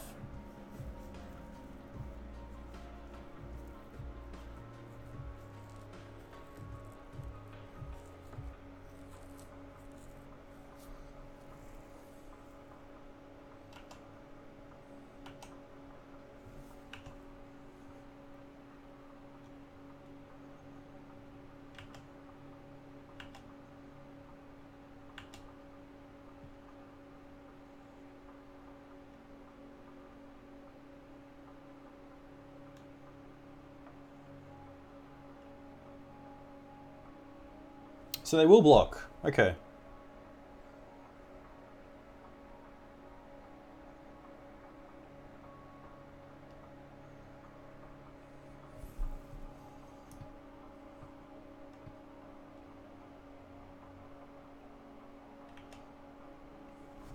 Now, do I want to save this Thalia? I think I do, because this Sanctum's going to get rid of... It really depends. I think I'm happy just letting them go and getting rid of this bridge, because if I return this before damage, they can sack this zombie to the carrion feeder and not kill the Sanctum and keep the bridges.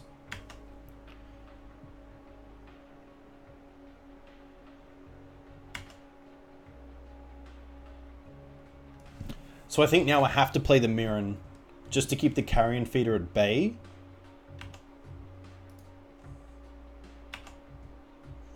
So let's do that. Play the Mirren. I could also flick a carrion, but I like just playing the Mirren as a blocker because it has pro black.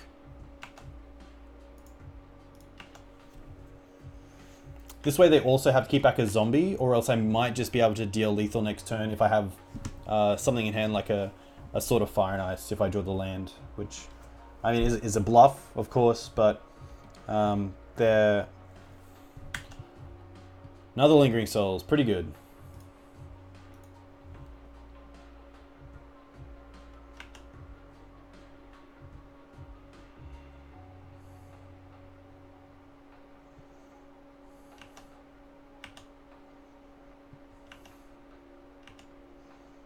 So I could draw Swords, just another Flicker Wisp.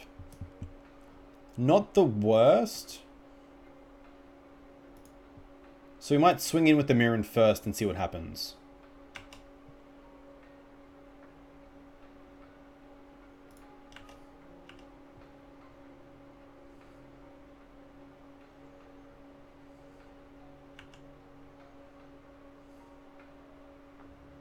Letting it die, interesting.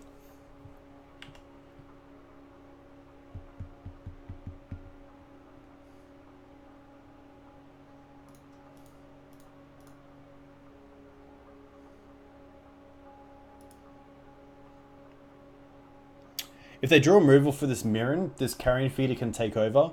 So I'm pretty happy here just to hit this carrion and reset it.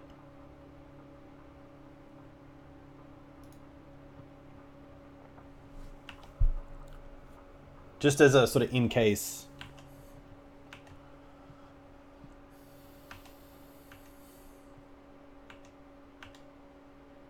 Holy Light would be actually not the best here because the spirits are white, but there's a looting, which doesn't mean much right now. Cabal Therapy, Cabal Therapy. Bloodghast. Okay.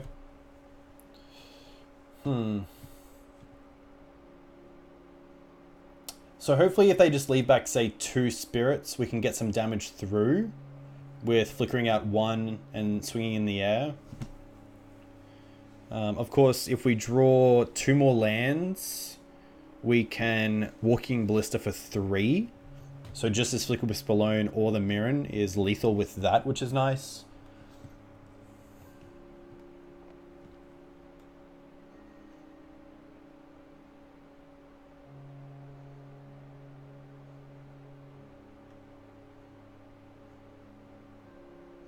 This is definitely a deck that I'd like to have something like sort of Light and Shadow against.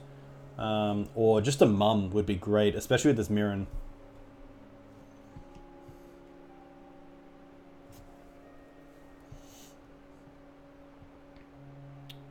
deciding right now how many creatures they can attack in with.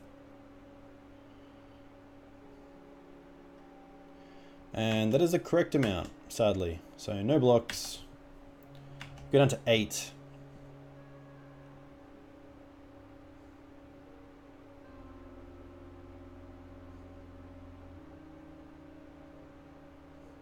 With these Cabal therapies as well, the Recruiter isn't that great because they can just take it with a Spirit on the Cabal therapy. Wow, Gomag, okay. Gomag's pretty good. The Mirren's a little bit better, but at least we get to keep it back. Another Flicker Wisp. Okay.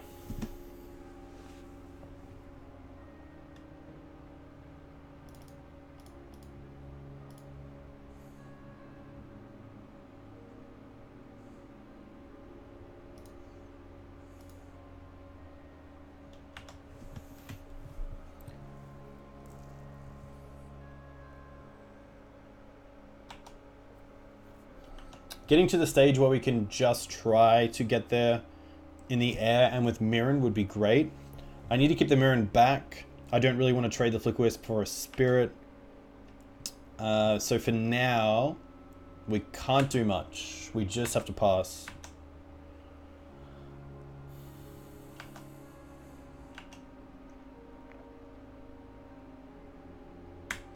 Supply is pretty good if it hits.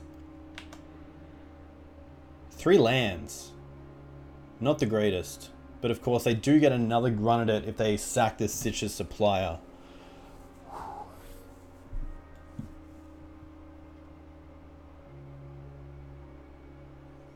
And they're going to flashback Cabal Therapy, which is pretty good.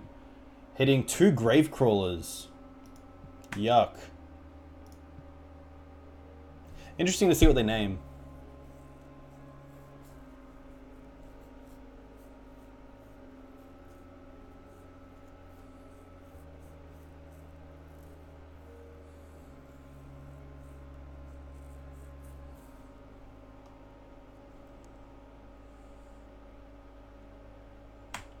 Wow, and they get it.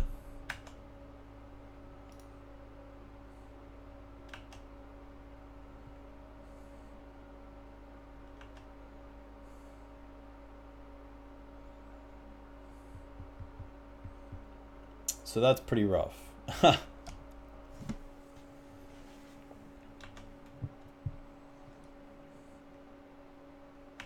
Still no attacks, interesting. Port's really not where we want to be.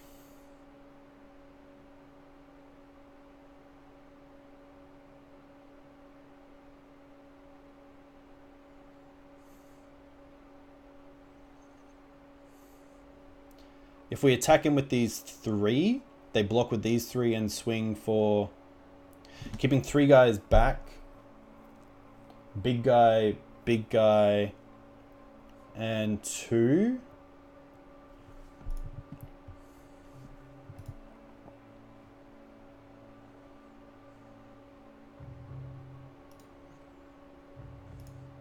I think it's worth swinging in, or just trying to get there.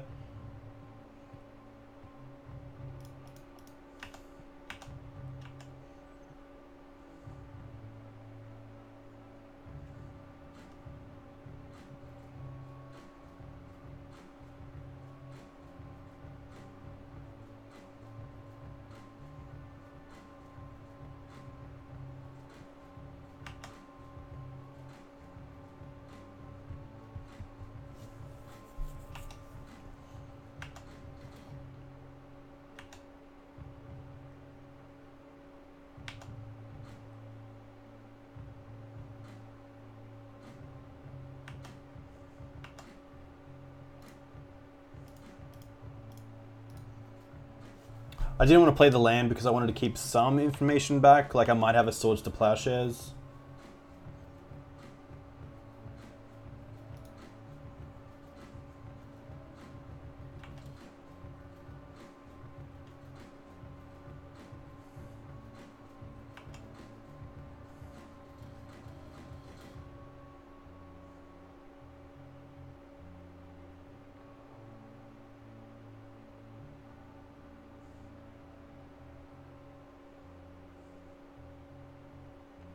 Surely attacking with everything.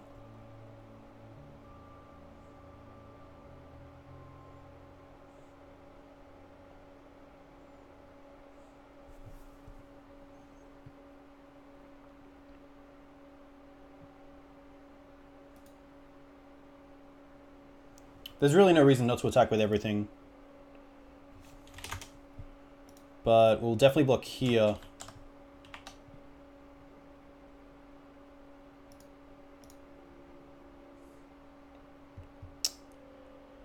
And we have to block perhaps the Bloodghast. The Bloodghast can come back at instant speed with the fetch land, so I'm pretty happy just to block a Gravecrawler and go from there.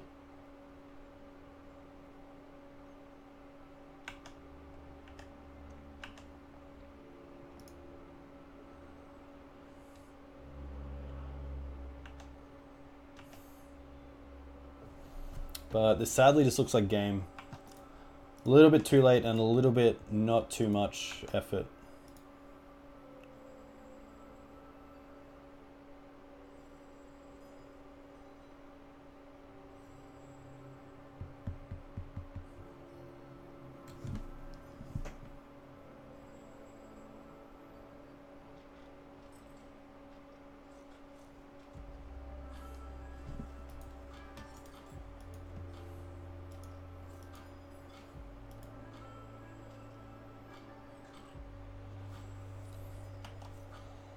Name Sword to Plowshares, which is fair enough.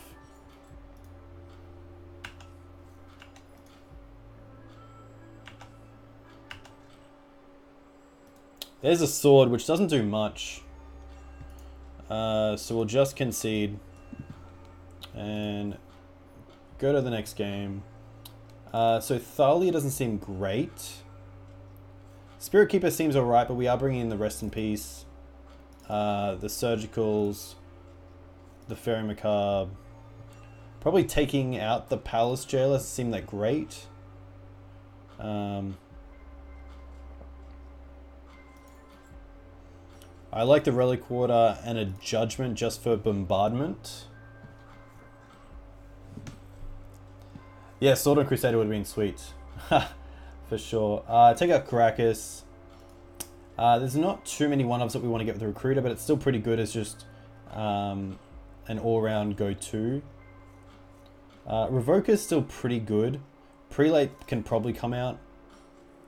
Spirit Keeper can most likely come out with Rest in Peace coming in and Surgicals. Flicker Wisp doesn't seem that great. Wilt Leaf seems pretty good.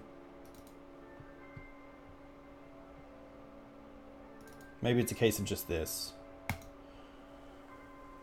Alright.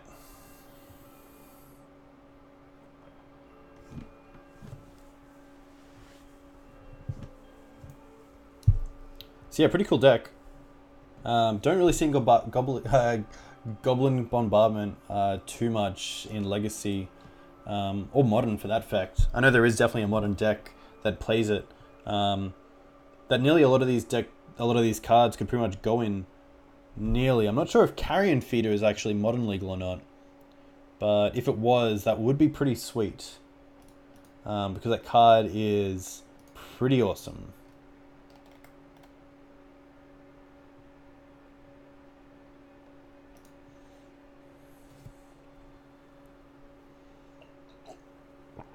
So just waiting on the opponent, who was actually quite down in time. So we'll need to get there pretty quickly. Damo, thank you very much. All the best.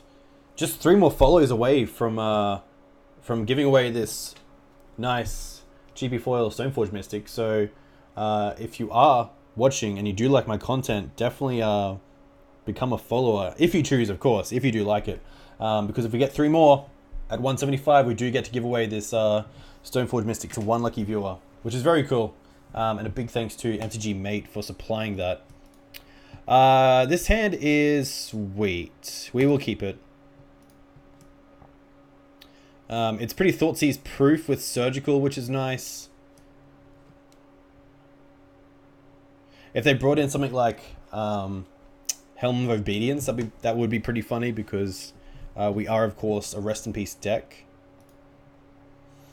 So we'll just play the Plains and pass. Really hoping not for a Thoughtseize. Like, the Rest in Peace is just so good.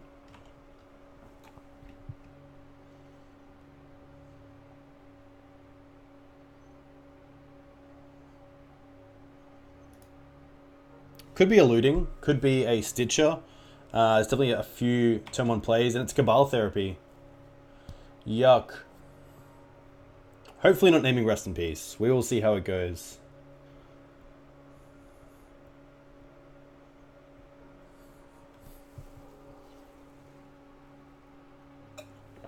Named Thalia, which is quite nice. So unless they have some sort of way to put in a creature, this Rest in Peace is going down, which is quite nice. Sweet. So I'm pretty happy with playing the Port here. And then playing this Rest in Peace. And then following up with Mirren is quite nice as well. So that's a big win. I don't believe there's many outs for them from an enchantment in just red-black, if anything. So we'll see how this goes.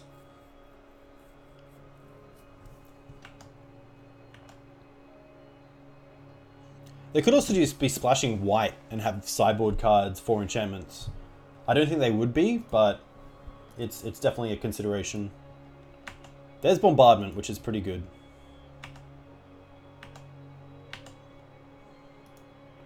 Wasteland's pretty good here. So I'm pretty happy to Wasteland them and then just tap down their Swamp.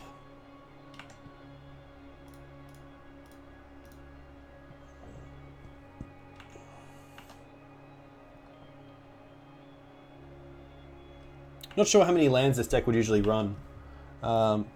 There is a version online that plays 20, so that could be an indication, but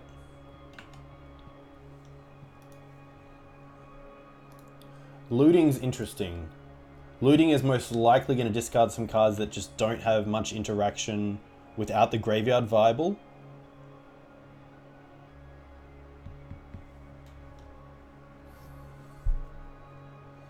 Bloodghast, another Looting. Okay.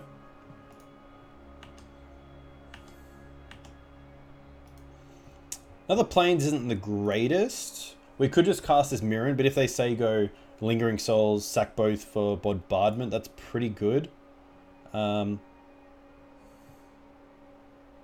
we're not doing much just by letting everything be, so I'm pretty happy with getting this Mirren out.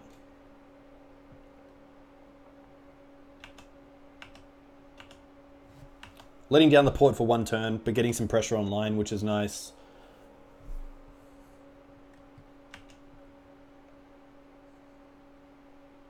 And actually they do run white for Disenchant. So there's Lingering Souls.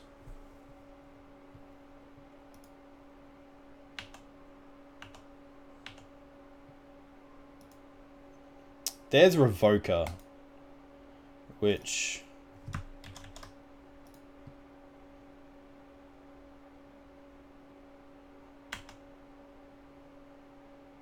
we'll go to combat first to see what happens.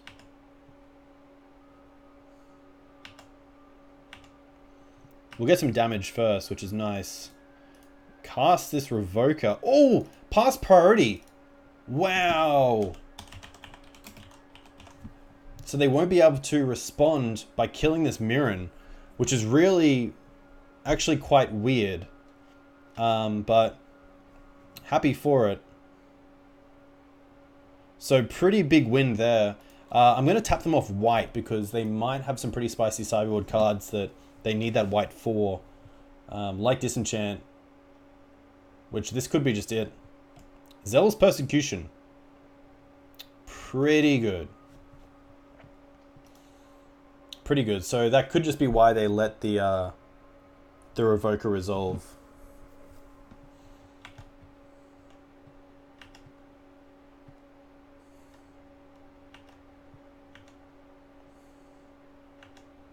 So they can get in for 4 and then just sack 1 to get rid of this Mirren, which is pretty awesome.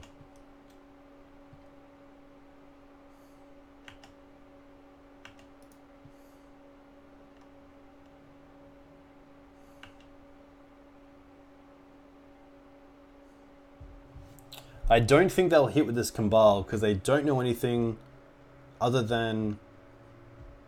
Oh, do they? Maybe they do. They do name Walking Blister.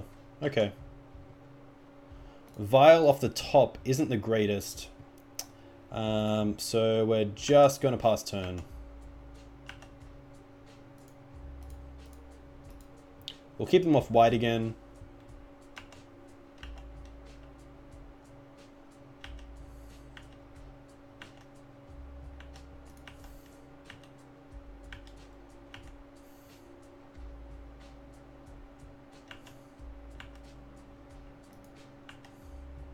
And 2 grave crawlers, so definitely not nothing. They do have a 3-turn clock, so we will have to draw something pretty quickly if we want to actually kill anything.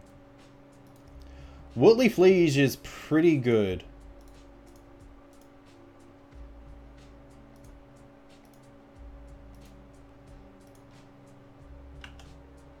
Then we'll just pass back.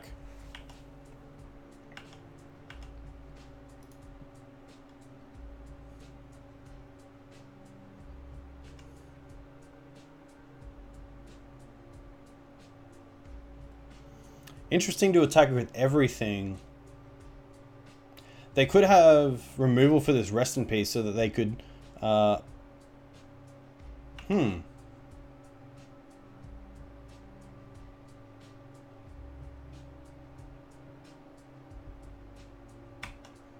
Okay, interesting.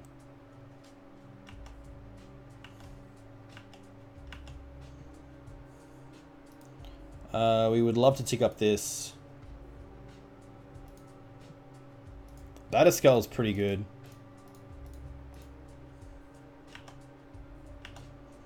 Batterskull's a great draw. So 2 really good draws there. Interesting to see if they can remove this germ. They do have Fatal Push in the deck. And I'm assuming some sort of removal in regards to enchantments and artifacts. There's a Braid, so that's pretty much a 1-for-1. That is pretty good.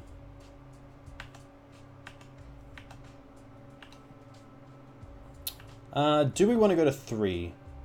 I think we do. Oh. Do...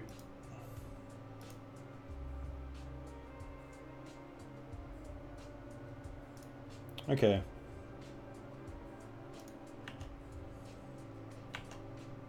I think we'll keep swords up until we see more about what they have.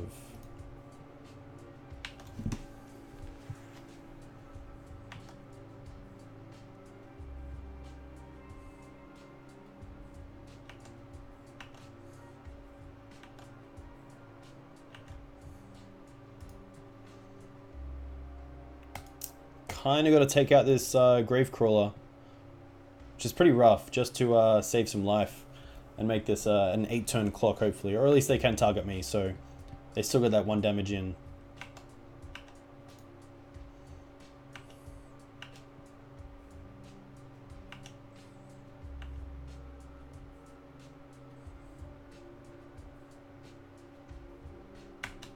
Lingering Souls is pretty good. That is lethal next turn. So we really need to draw something now. We will put this on the stack, but we'll keep it at 3.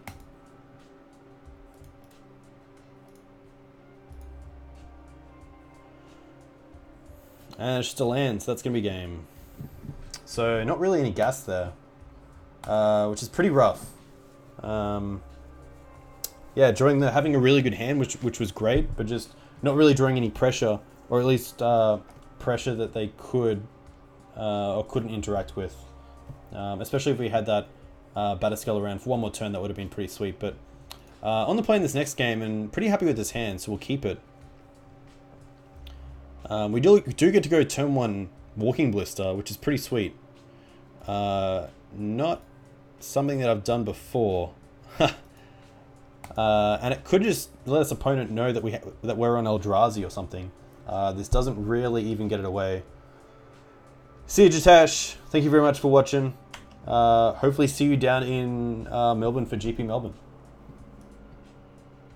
Ah, of course. I'm playing against him. So, Miracles. This will be interesting to say the least. Turn 1 Ponder's pretty good.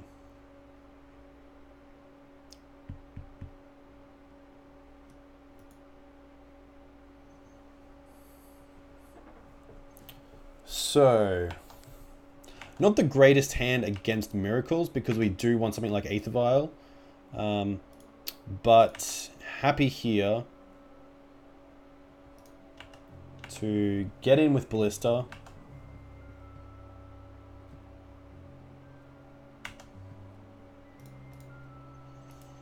Play this Recruiter. See if it resolves. I do not. And I think this Recruiter is going to get forced. Because there's not a lot else that this Recruiter is doing right now.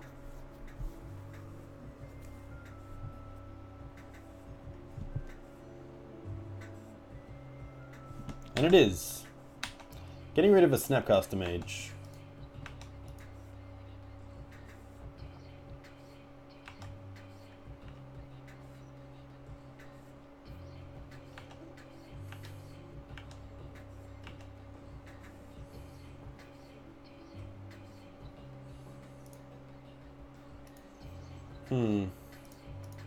So if he has swords, that's fine. I'm happy just to pump this Ballista, hopefully, and attack him with it. Could definitely respond to this with the swords, but he's not. So maybe they don't have one.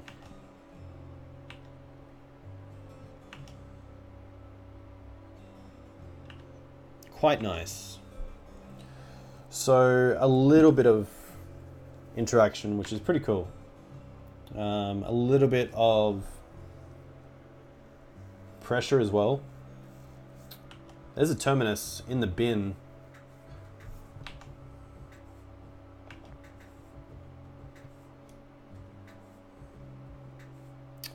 Back to basics is pretty good. Did not expect back to basics, but at least we have 2 planes to play with, which is nice.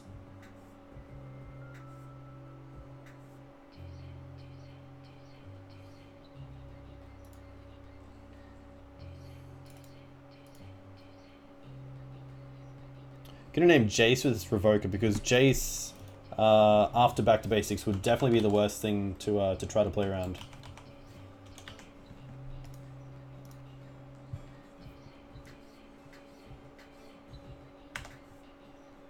So again, we'll swing in for 2. Yeah, back to basics definitely putting me back.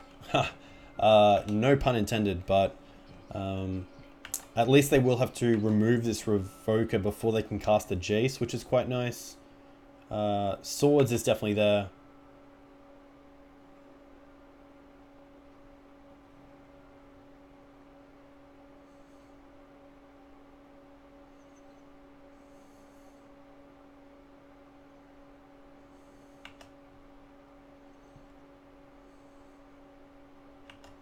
So right now, Snapcaster into nothing isn't that great, which is quite good for me. So right now, I'm happy just to attack with both creatures into, say, something like a Snapcaster Mage. Damage is fine, I can't really do anything. And then I'm just going to pass turn. I'm going to keep this Hallowed Spirit Keeper around.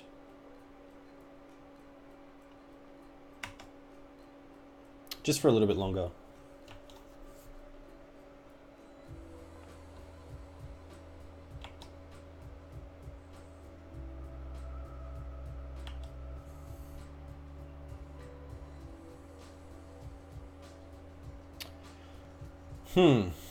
There's Terminus, so I think I just want to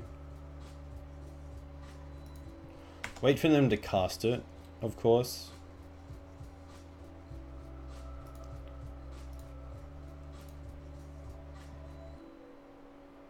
Put them down to 9 and then just say okay. I could also kill this Walking Blister to at least get 2 spirits out of the Spirit Keeper. If it doesn't get swords. I think this is pretty bad in this matchup, but I think it's probably worth just hitting them again. If anything, it cuts down the amount of damage they can actually take with fetches and small hits with my creatures.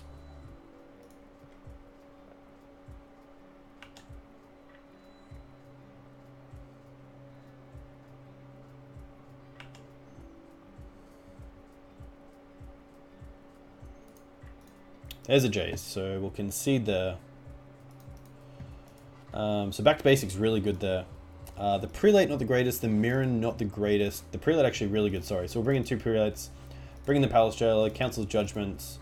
I like the Elishnorn, sorry, the Aethersworn Canonist, and I like the Relic Water. I kind of like 1 Surgical. The Swords can definitely go out. Can probably even drop down 1 Caracas. And this is a pretty nice 60. So yeah, let's just go with this. I'm pretty happy with this. The Prelates name 1 and 6. Could also name 3 for Council's Judgment. Back to basics. We do have some interaction with a lot of things. Jace with Revoker and CJ. Do still have removal in Jitte and Walking Blister and Palace Jailer. So pretty happy to go back with this. Especially now that we know what we're going against. But it's never easy against Jitesh. That is a big understatement. But yeah, Miracle's pretty tough if we don't start on a Vial. And something like EE can disrupt that plan pretty fast as well. So even having Gideons instead of these Wolf Legions for Miracles is definitely a really good option for D&T because they just stay there so much.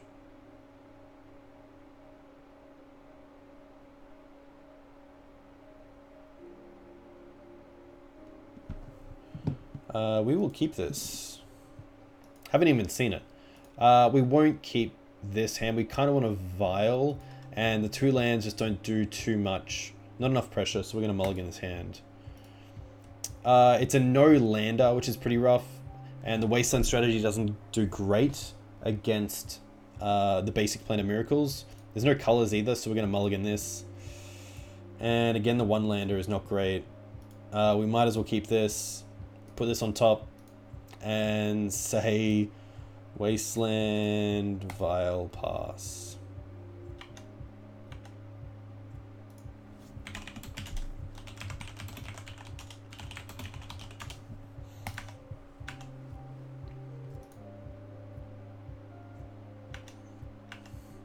Probably the best 4 I could have asked for. Especially if I get to untap.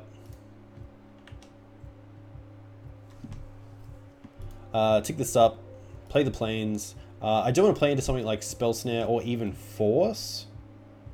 I think. No, I'm pretty happy playing out this Thalia. Being aggressive. If they have the Force, that's fine. I don't think he runs Spell Snare.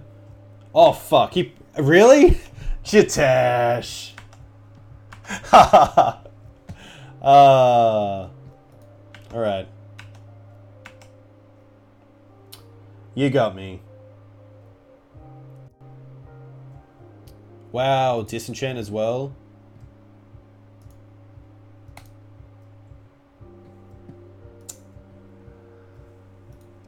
Yes. This is actually pretty far from the list.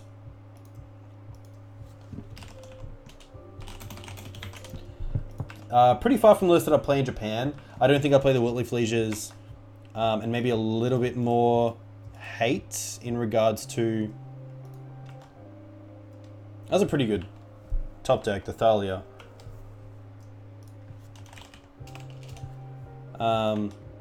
Yeah, I really don't know what gets played in Japan. When I think of Japan, I think of Brainstorm straight away. But I know that there actually is a lot of brewers over there as well, which is pretty interesting.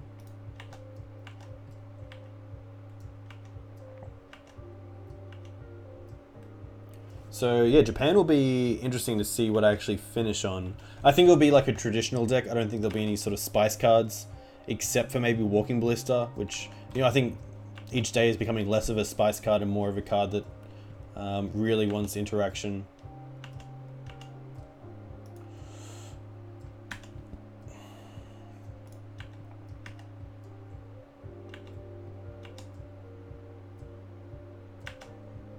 He does have access to Snapcaster Spell Snare for this Jitte, but I'm not doing anything else, so we might as well run it out and see if we can, you know, snag a Snapcaster. But Jit's still a pretty good target for it.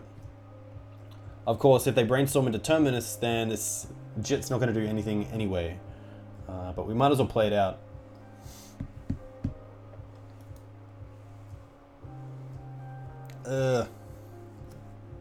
Jitesh, actually a well, not a Brisbane-based player now, living up near Gympie, but yeah, a very good Miracles player.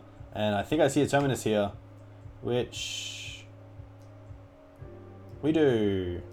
So everything goes to the bottom. He most likely plays a land, plays a Jace, and I scoop, I guess, which is pretty rough. Of course, it costs 2, so it does get slowed down by the Thalia, but inevitability coming up pretty soon.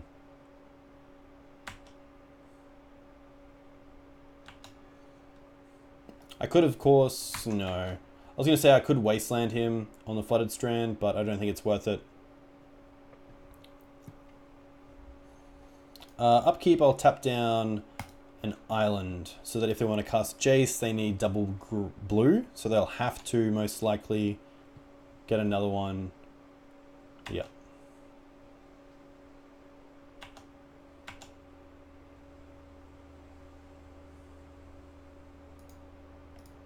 And there's a Gideon, which is still pretty bad to play against.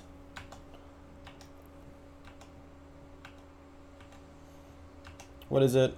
It's a land, so I think for time's sake we will just return. So pretty rough. A pretty rough game 1. Just really not a hand that is that great.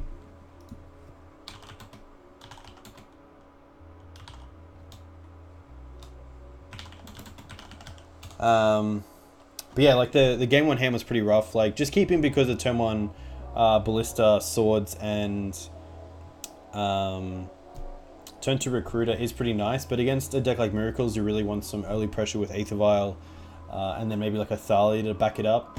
That hand really wasn't going anywhere, and to get back to basics and then just Jace was pretty rough. Yeah, I was not expecting the Spell Snare. I said it. I said I'd save the Thalia for the Vial, but of course if you do have the Disenchant as well, then the Thalia is not coming down anyway until my next turn. But yeah, rough beats, but that's Magic sometimes.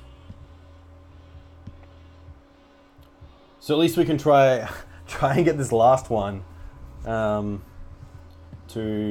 make up some misery.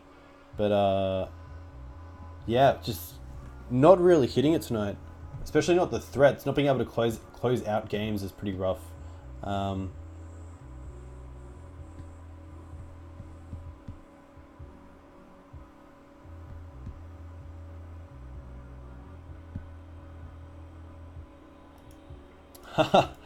Yeah, no, it definitely has been a while. Hopefully play you in Melbourne as well. This hand's pretty rough. A lot of big drops, vulnerable land base, mana base to wastelands, no early turns. This is definitely a hard mulligan. This as well, just like, this isn't a hand. Like, what the fuck? Come on, let's be real. Again, you know, I'm just gonna have to keep this and put a land on top, and then just play pretty reactive with these Revokers. This looks like maybe the mirror, so we'll definitely lead on the plains and pass. So no vials for both decks if this is D&T, which is pretty interesting. This Revoker might come down naming something like, well, nothing now because it's obviously going to get ported out of the game, which is pretty rough. playing a Caracas and passing, hopefully not getting wastelanded, and then just ported again. That would be pretty rough. There's a Mirren, which is more than fine. So I think now I want to try and... Swords is okay. So I could play a Revoker naming Jitte and then pass turn, because if they drop a land and drop Jitte, then I'm pretty done. So let's name Jit and pass turn.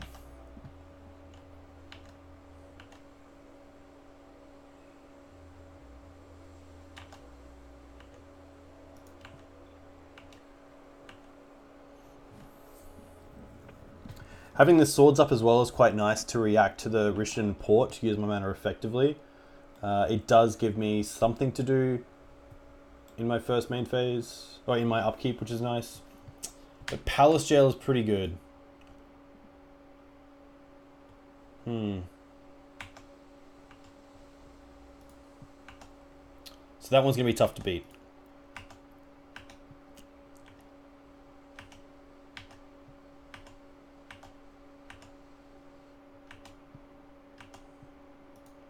Land, okay, that's a start.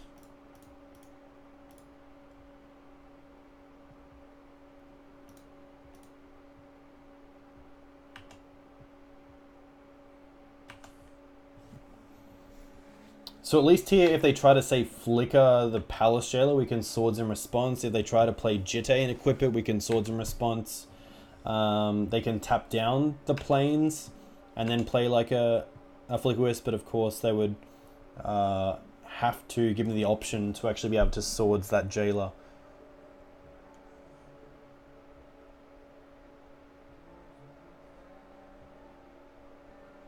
There's Jit, which is pretty good. Most likely putting it on the Mirren.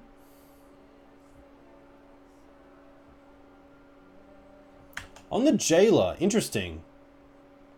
I don't like that. I like putting on the Mirren because you do get double counters if I don't block. And this Jailer is just definitely what I want to be hitting now anyway. So we will definitely take care of this Jailer. And then next time we do get the Monarch, which is quite nice.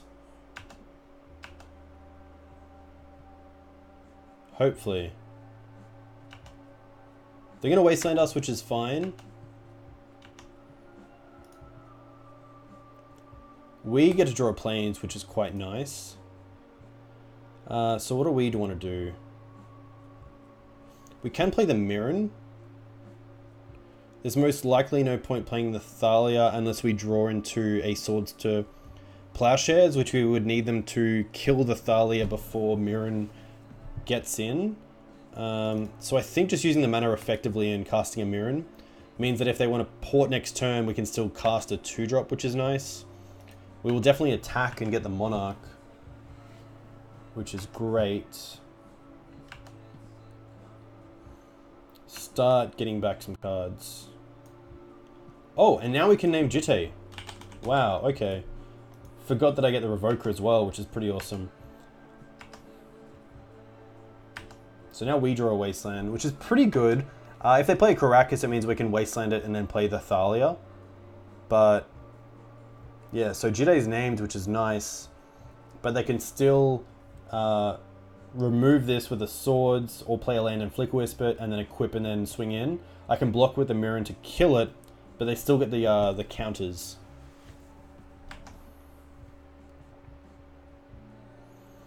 And I think here I'm happy just to block to keep the Monarch, of course.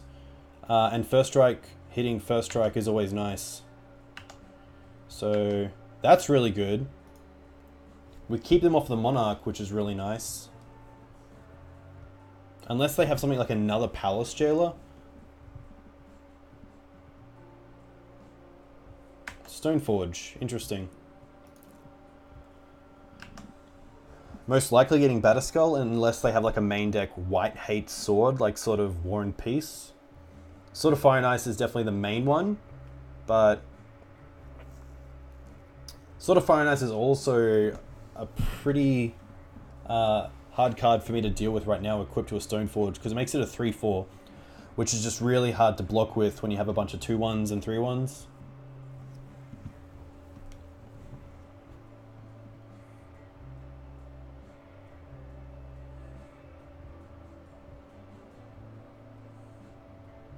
They get Batterskull.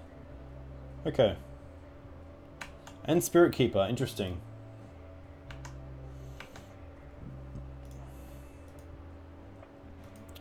So what do I want to do this turn? I believe I want to attack in the air.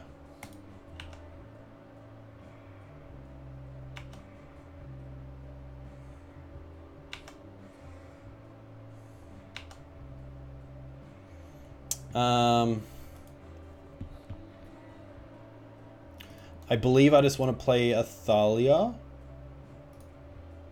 And then play a Revoker naming Jitte again, just to make sure they can't deal with it next turn and equip the Jit. I could name Stoneforge Mystic, but I'm not too scared about Batterskull right now.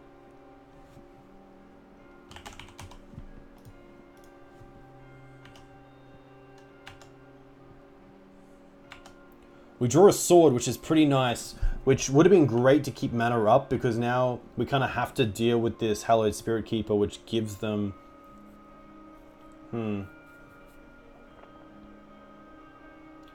the Monarch. So it's a case of, do we give them 2 1/1 flyers, or do we give them the Monarch? Revoker's fine, because right now it doesn't do anything for us. Or bad against us, which is nice. Sword of War and Peace, okay.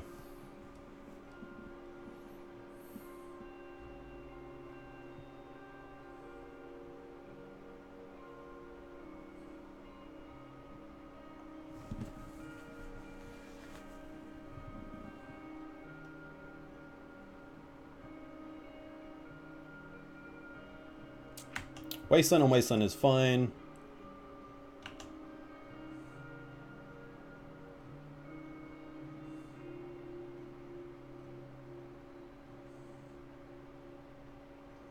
Wow, not attacking. That's not correct. That's not correct. You attack there, definitely. Now we get 2 swords? Come on. So I think we just keep these in hand for now. So we will go to attacks. Swing in for 3 in the air.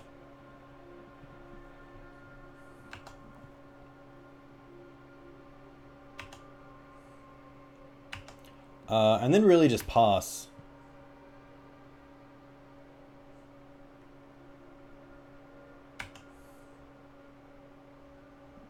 They get to put Batterskull in, which is fine. But we don't really care about it right now. Wasteland's fine. This is for the 30 seconds of fame. So we definitely want to target this Hallowed Spirit Keeper with a swords. And if they go to equip the Batterskull to a creature, then that's pretty insane value for us.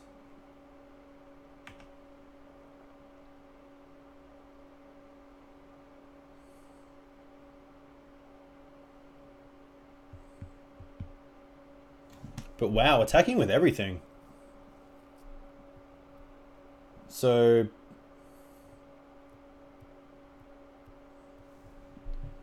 I feel like we go to blocks first.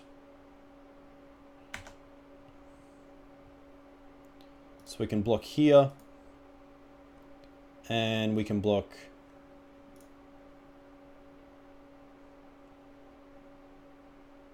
here. And then before damage, we can swords the Spirit Keeper. And we don't want to lose that Monarch, so we want to swords again, which is pretty rough on the Germ. They could just play like a Flicker Wisp and flicker it, which is pretty rough, but happy for this. Those guys trade. We keep the Monarch, which is pretty good.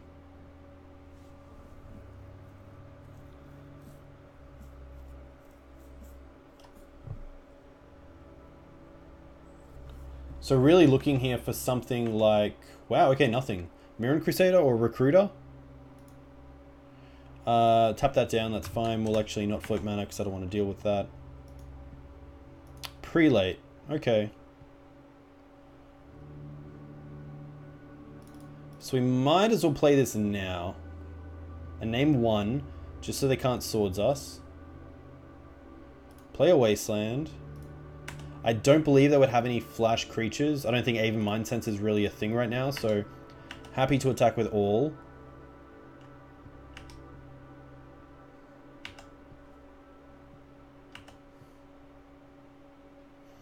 Happy to hit their port. Batterskull does cost 6 to replay. And we get to draw a card, which is quite nice. Do they have... Oh, they might be returning the Batterskull, which is fair enough.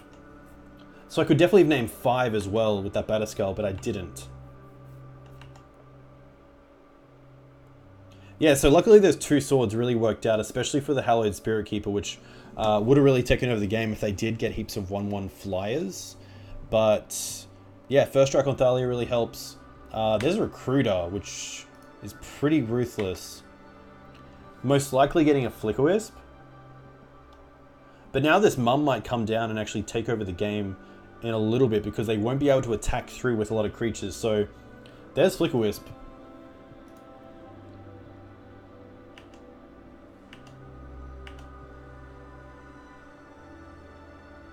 Port's okay. So again, we'll go to combat.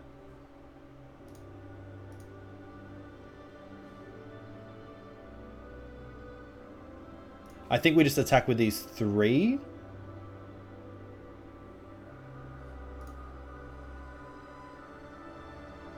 Maybe just these 2, because if they flicker out the Revoker for 3 mana and then equip and swing for 2, I want to have this Thalia back with first strike. So happy to take a little bit off the clock and just swing with these. Play a Mum. Draw a card in my end step, which is pretty great. A Swords would be awesome because I can cast it. A Flicker Wisp is even better. Not really, but we'll see. And then we get to tap down one of their lands in their upkeep. So they will need to draw a land if they want to flicker out something of value. Or else I believe I just win on the swing back, which is pretty nice from a hand of 4. And there we go. So we get it, which is really, really cool. Really happy with that win. So let's take out the Thalias first. Let's take out the Sanctum Prelate and the Hallowed Spirit Keeper. It's not the greatest, but it's okay. We'll see what we're actually taking in. Bringing in. Bring in the Path. Bring in the Relic Water. Bring in the Prelate. Bring in the Council's Judgment. Bring in the Council's Judgment. I think that's really all that we need. So yeah, pretty happy with this. Prelate was on 1 to stop swords to plowshares, which acts like a Mother of Runes in a way, which is quite nice. We're just going to submit this.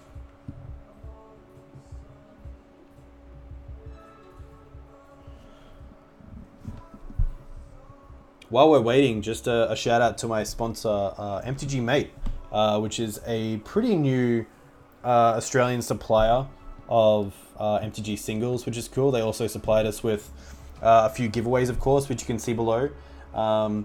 Just 3 followers away from giving away this. This is an awesome hand, by the way, so we're going to keep this. Yeah, 3 more followers, and we get to give away a foil Swords to Stoneforge Mystic, which is pretty nuts. So if you are watching this and you do like my content and you're not a follower so far, definitely come on board. And hey, this Stoneforge Mystic could be yours. I will cover all shipping as well. That's for sure. So Plains Pass could be Swords in hand, which I'm pretty happy about. If I draw a Plains, that would have been nice. But we're still going to lead on this Mother of Runes. There's nothing else to do, and at least it eats a sword if they do have one. And there it is. So that is fine. We are a little bit mana light, so something like another Plains would be great. But if this is a port, could be interesting to see what we do. And they are just going to put us down most likely. Hey, Nightfall in 1. Thank you very much for the follow. So I believe that actually takes us up to... Oh shit, did I just miss my land drop? Oh shit! Haha! Nice, okay. My bad. Looking at the channel. Looking at the channel. Just want to give away the Stoneforge. So, my bad.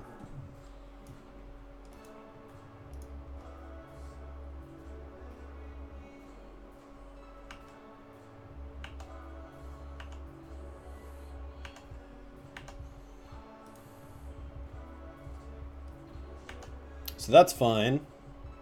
We drew a swords, so I'm actually pretty happy here just to maybe take out this port so they can't just do something like play a Palace Jailer and pass. That would be pretty brutal.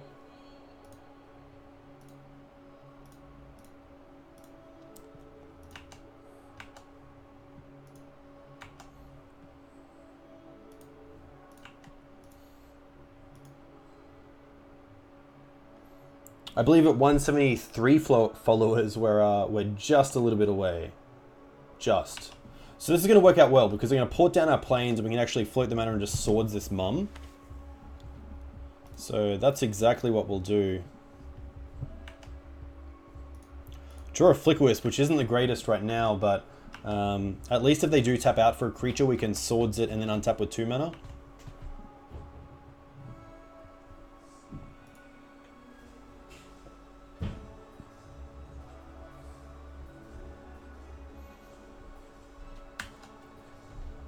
Interesting, so there's a Flickerwisp,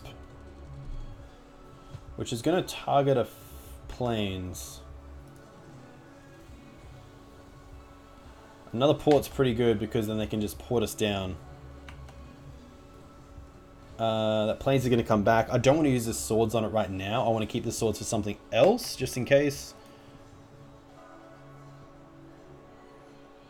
Or I think I will just swords it.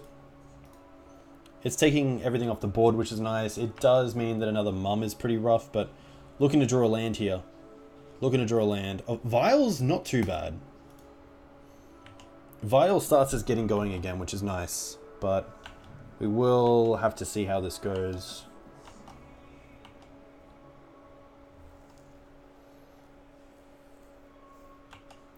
There's a mum, so that's pretty rough.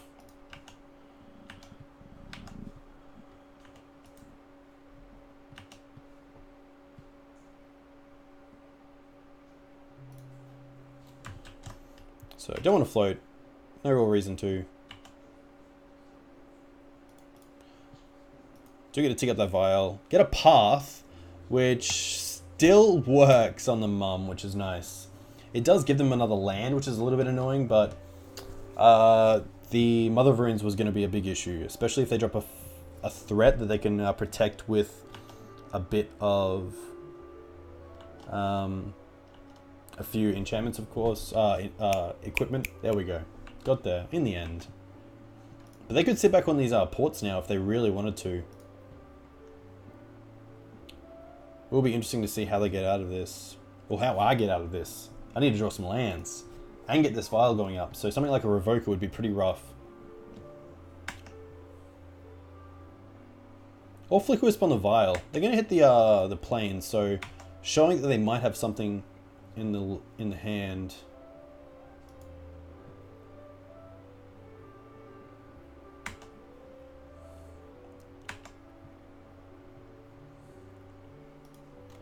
This music makes me feel like I'm in The Sims. Great game growing up, by the way. One of the best. Many hours put into The Sims. Who doesn't love building a house and living? Come on.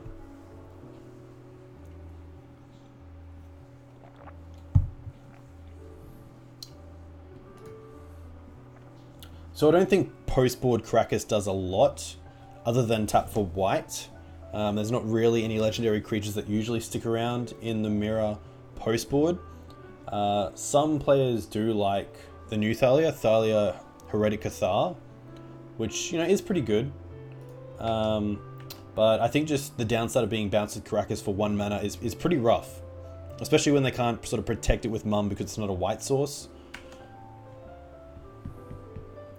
Yes, removing the ladder from the pool. Yes, you're with me.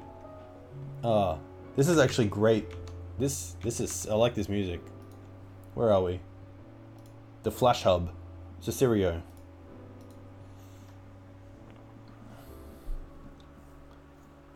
So we will tick up the vial, yes.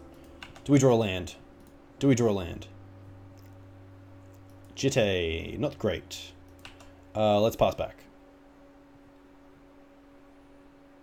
Can't, you know, we got a bit going with this vial, so we can put the Stoneforge in at end step, which is nice. Get some beats going that way. Don't draw a Wasteland, because I can actually Stoneforge for Batterskull if I really want to put some pressure on.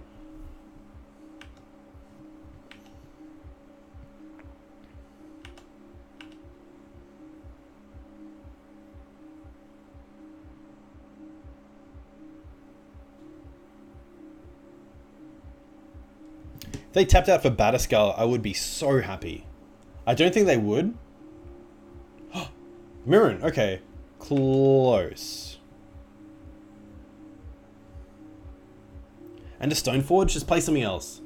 Play something else. You know you want to. You have 3 cards in hand. Surely you have a 2-drop that you can play right now that isn't Revoker.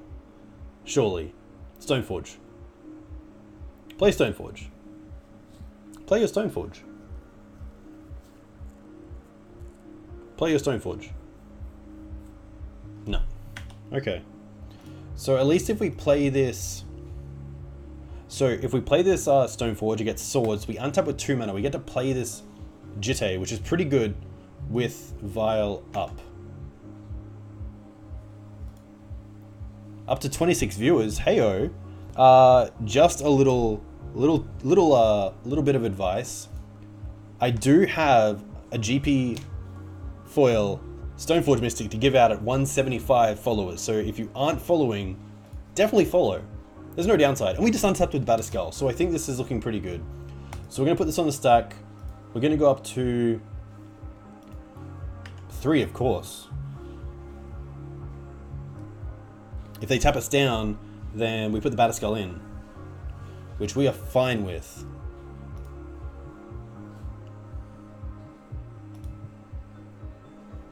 Hey, there we go. Trush, thank you very much for the follow. I hope you enjoy my content, of course. That always counts.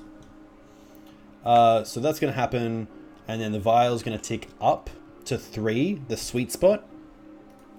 We're going to draw a land, which isn't too bad. We can, you know, it does mean that we can, say, show off Swords to Plowshares or Path to Exile. But I'm happy just playing this game. We've got 5 cards in hand. We're looking pretty good. We can also use our mana now at instant speed with this Stoneforge Mystic, so if they tap us down, we can put in Jit. Pretty happy. Pretty happy.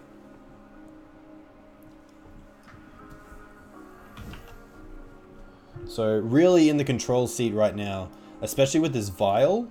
Yeah, there's not much else to say. If they do say play a Revoker, I can always Recruiter for Walking Ballista and then kill it, which is pretty sweet. Unless they stay on the port game. So getting in with both is more than fine. I don't really care about taking damage at this point.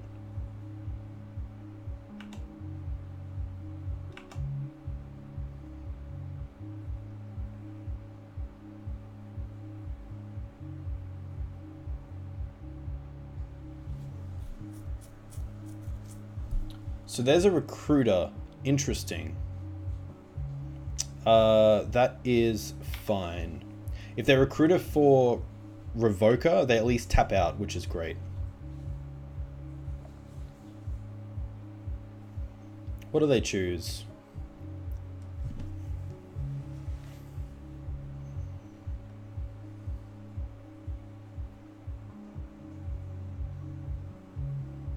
Most likely Phyrexian Revoker, which is fine.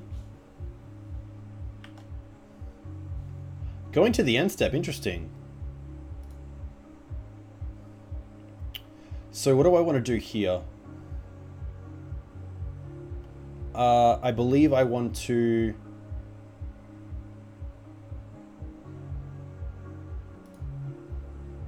perhaps flicker out this plains so that they can't port me and they also can't interact if I do draw into another land for Jitte.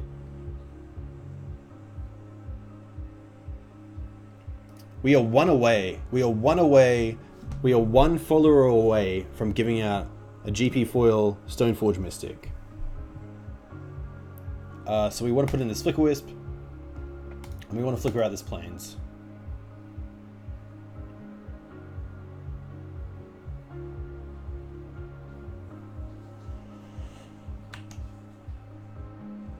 They don't even float. That's interesting. That's really interesting. Oh, so my other alternative here is to actually tick Vial up. There it is. Eat Butts. Eat Butts 69 gets there. We have the giveaway. We have the giveaway. So thank you very much for following, and of course hitting the 175 now. So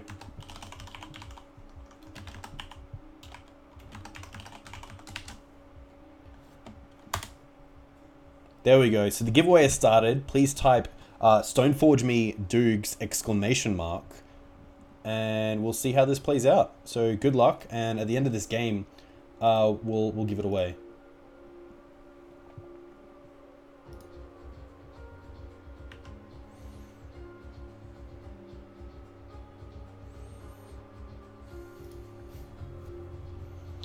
Okay, so no land, but we do get to have some pretty cool plays this game.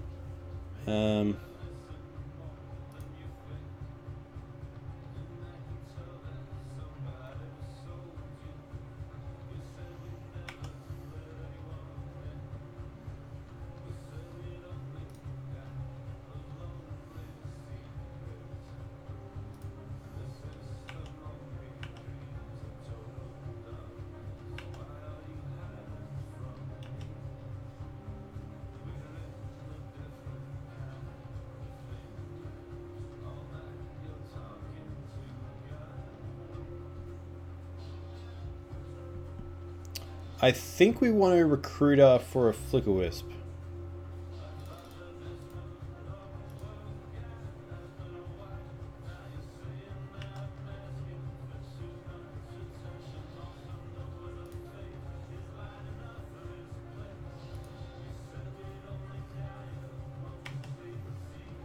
And then just pass turn.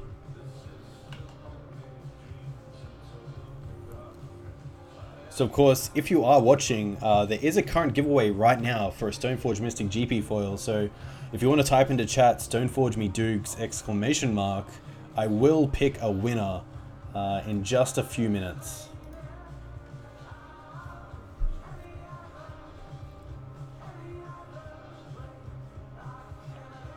It is free, and the shipping is free as well, so this will go to anyone that gets this. Rashad and Port, very cool to see you as well.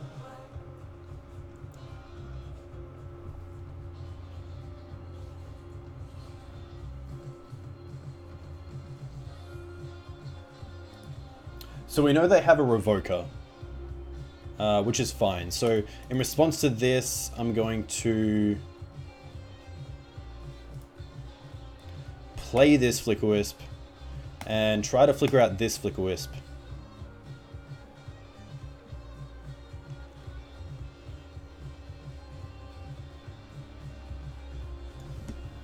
If they have the swords, they have the swords. But I'm going to assume this Revoker is going to come down and name Aether Vial. So there's the swords. That is fine.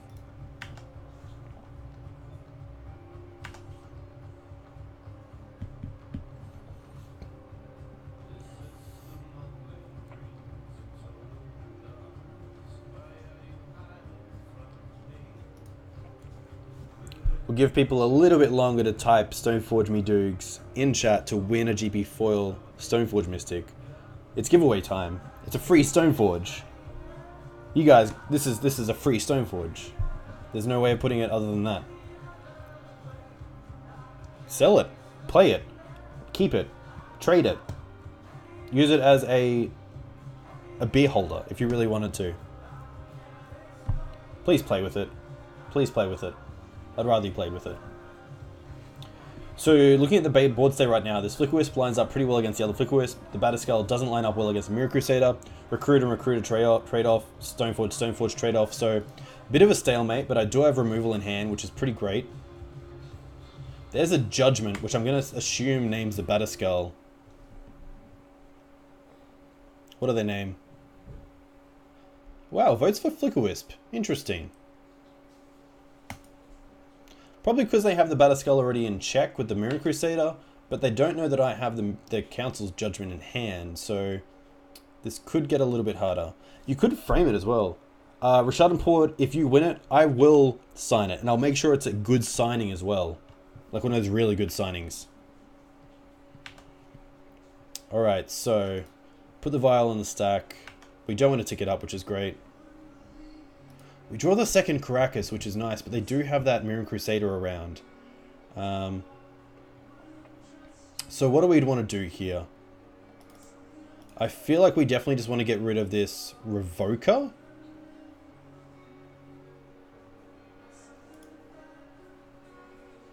Could get rid of the Flicker Wisp because it's in the air. Could get rid of the Mirren. They only have one card in hand. And I feel like this Batterskull could just go the length. So I'm going to name... If I name the Mirren, and then... If I name the Mirren, the Jide comes online, which can kill the Revoker. So I think I just want to get rid of the Mirren, get through with the Batterskull, and then hopefully next turn be able to cast the Jide and swing in. This Batterskull also negates the Flicker Wisp attacks really well. No point playing this Caracas now. I'm just going to keep it in hand.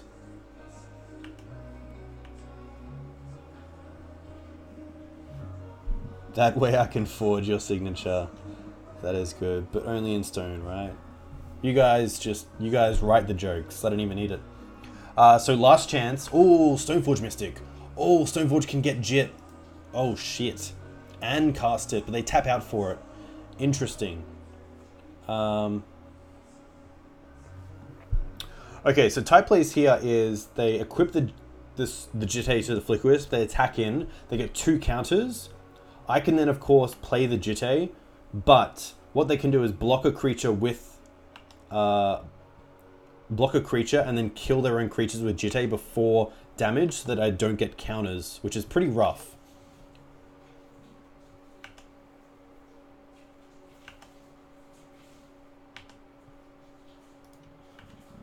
So what do we get? Rashad and Port. Rashad and Port. Alright, so we're going to play the Port. We could just play the Revoker naming... We'll see if they will make the line. So what we got to do is play the Jite. We'll equip the Jite, the Batterskull, and then hope they don't block and then kill their own creature. So putting it in their space.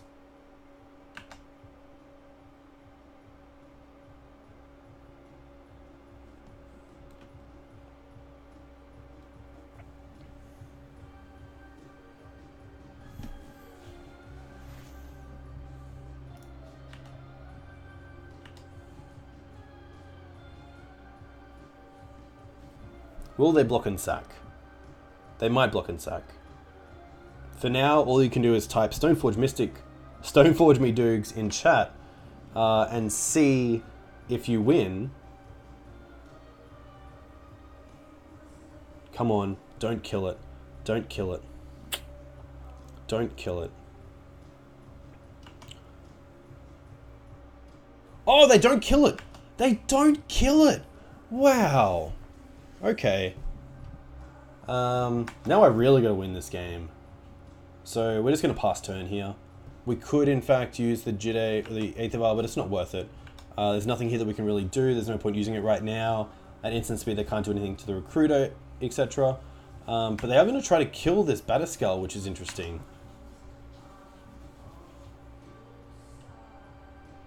And if they do, that's more than fine, because now their Jide is pretty much turned off.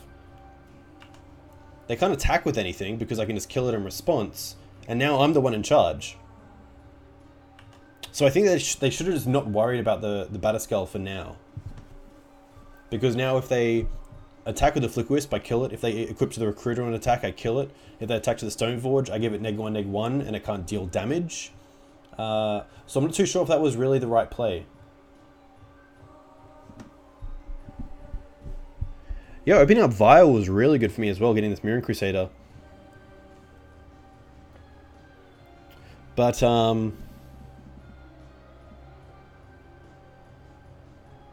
it's literally, I'm the captain now. So they're getting Recruiter, which is interesting. I can't do anything in response, which is fine.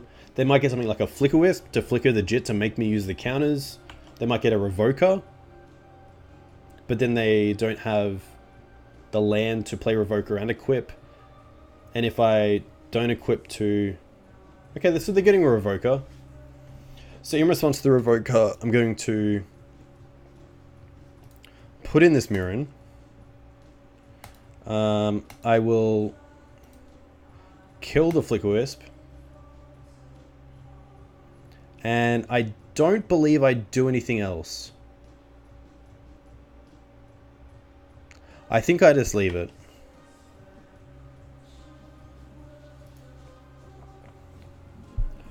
Alright, so last chance before the end. If you're wanting to win a GP foil Stoneforge Mystic, please type Stoneforge me Doogs into chat. And you may win yourself a free GP foil Stoneforge, which is pretty awesome.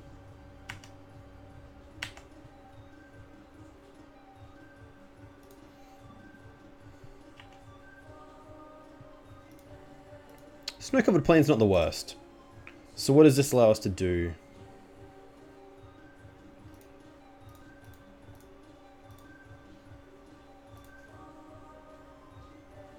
We get to equip Batterskull to Recruiter of the Guard.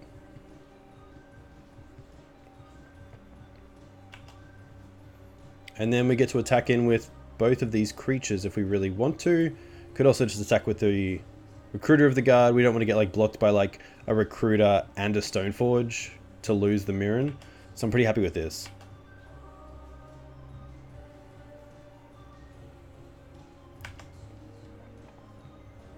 Alright.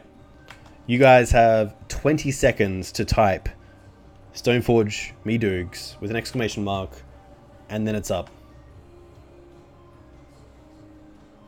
Yeah, sadly First Strike would most likely deal with a blocked creature, and then it wouldn't get the second strike of lifelink. So Mirren, not the greatest, but still pretty good. There's a Gideon, which is pretty annoying.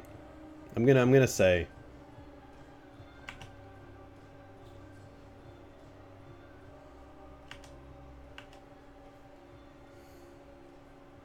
At least we have the Revoker for the Gideon, which is nice. Alright, so giveaway ending. Once I go to my main phase, this is going to be it. Alright, going to type it. Giveaway is over, and we have a winner, Ramo. It is Chris Raymond, previous winner of Jace the Mind Sculptor. Pretty funny. Pretty funny. So Ramo, congratulations. You are now the proud owner of a Stoneforge Mystic. So, I can't believe it. We do also have Caracas, which is pretty cool. So we're just going to go to combat.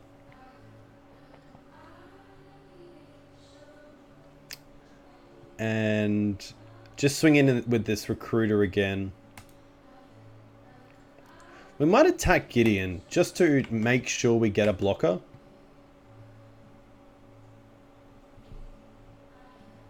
It's going to be the Knight, which is fair enough. So what I'm going to do now is play the Revoker. Name Gideon. Ally of Zendikar. There's no reason not to play this Vial. You're more than welcome. Congratulations. Why couldn't I win it? So we'll untap.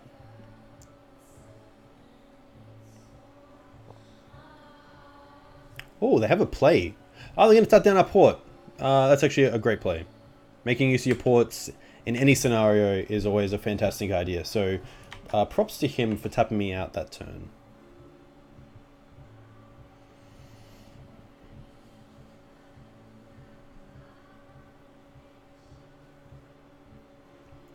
One thing that happens is that when Gideon attacks, it also prevents all... Oh, Walking Blister is pretty good. Ugh. Walking Blister is really good. Especially on this board. Yowzers. Okay.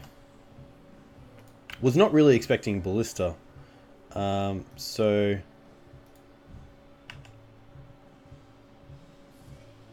Tick this one up. Not this one. What do we draw? Oh, Revoker. I think I know what this is naming. Oh, he didn't respond? You didn't respond? Who doesn't respond? Come on. Come on. You respond there.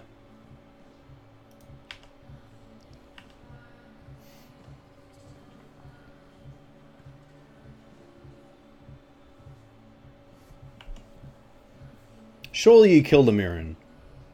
I think Mirren's the biggest threat that's just being held back a little bit. Or perhaps you think you can just draw into something like Source Plashes or Flicker Wisp to flicker out the Revoker and then do some harm. But wow, it's going to Emblem, which is pretty interesting. Oh, another one? Wow. Okay. That's pretty good.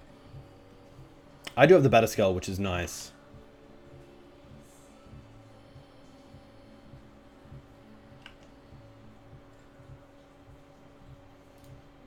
Tap down their snow-covered plains.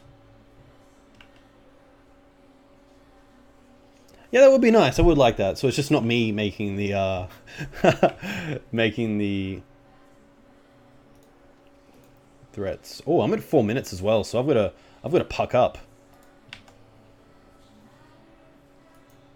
Always no. Another Vial isn't great, but we do get to attack him with this.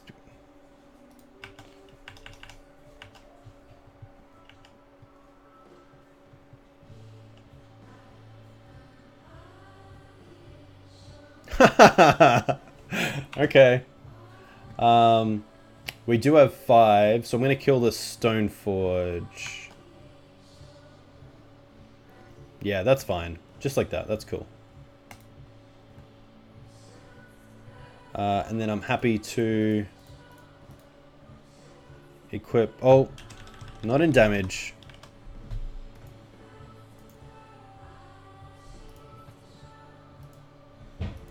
Oh, why did I pass? I didn't mean to pass. Wow, why did that pass? Come on. That's not cool.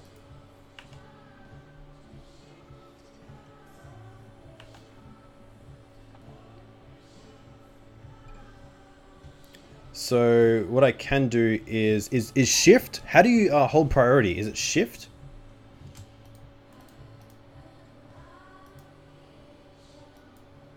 No, come on. I press shift. Isn't it shift? Or is it control? It's control, isn't it? It's control, isn't it? That's fine. You can attack. No blocks.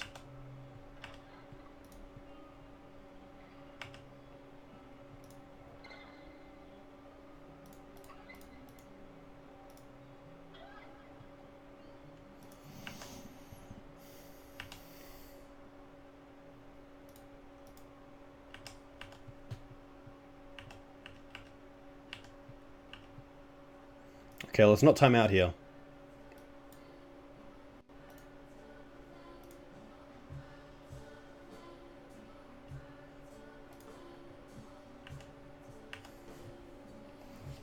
It is control. Okay.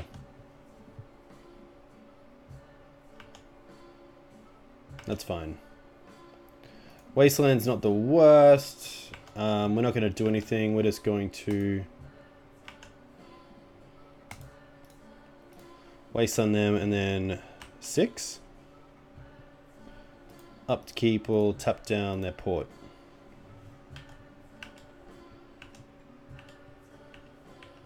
I'm going to time out of this.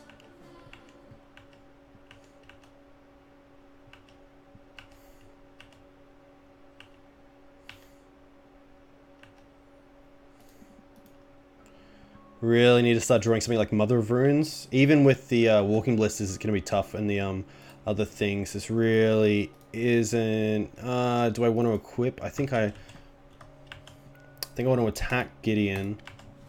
He can double block, of course, but I get to kill one. Which is fine. Yep, all three, that's fine. Yep, that's cool. Damage... And then 1, 2, 3, 4, 5. I can equip. And then wasteland them. And then it's past turn.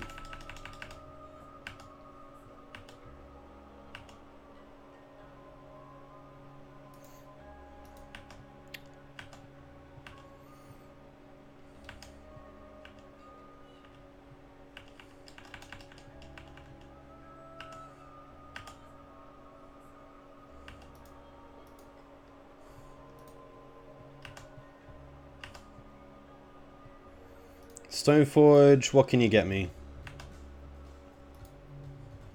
Sort of Fire and Ice, sure, I can put it into play.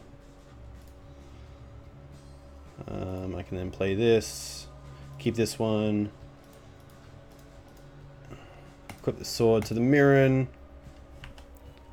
I can try to attack, but it won't work out too well, but hey. We're already going into a minute 40, so I don't think I'm going to win this game if I try to get through everything.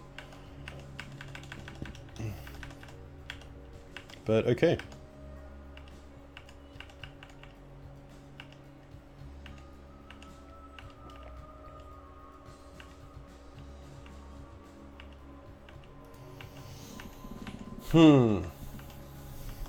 Yeah, I swear I am yielding to Vile, but it just keeps coming up, which is really annoying. Batterskull, oof, at least I'm pro-black.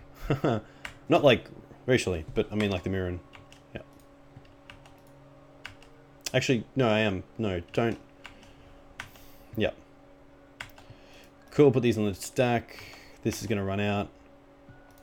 What do we draw? Draw Mother of Runes. Not the worst, but still not the best either. So we'll just pass. Upkeep will... Tap down the Caracas.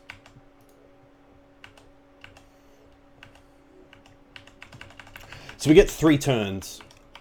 Pro white with Mirren. With our Stoneforge, sorry. With our, yeah, Mirren. Okay, so we can nearly get there. With 2, you can have them put them on the stack, but you aren't yielding to add the counter. Yeah, exactly. Yeah, that's exactly what I'm doing. Okay, so what we get to do here is untap. Put them on the stack, that's fine. Go, go, go, go, go, go, go, go, go, go, go, go. That's fine. We'll go Mirren, pro white. Okay, go to combat. Attack with Mirren, just him. Can only block with 2 creatures right now. Come on.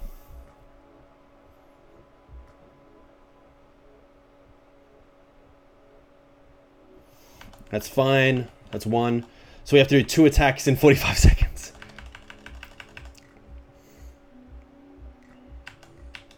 I think I just press F6 right now.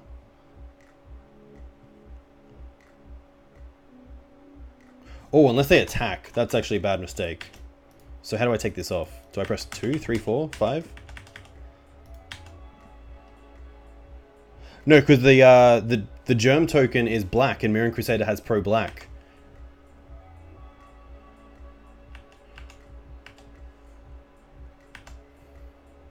Alright. Let's do this. Let's do this. Come on. Come on. Come on. Draw whatever you need. No. Come on. No, fuck off. Stop. Swords is not good. Oh, swords.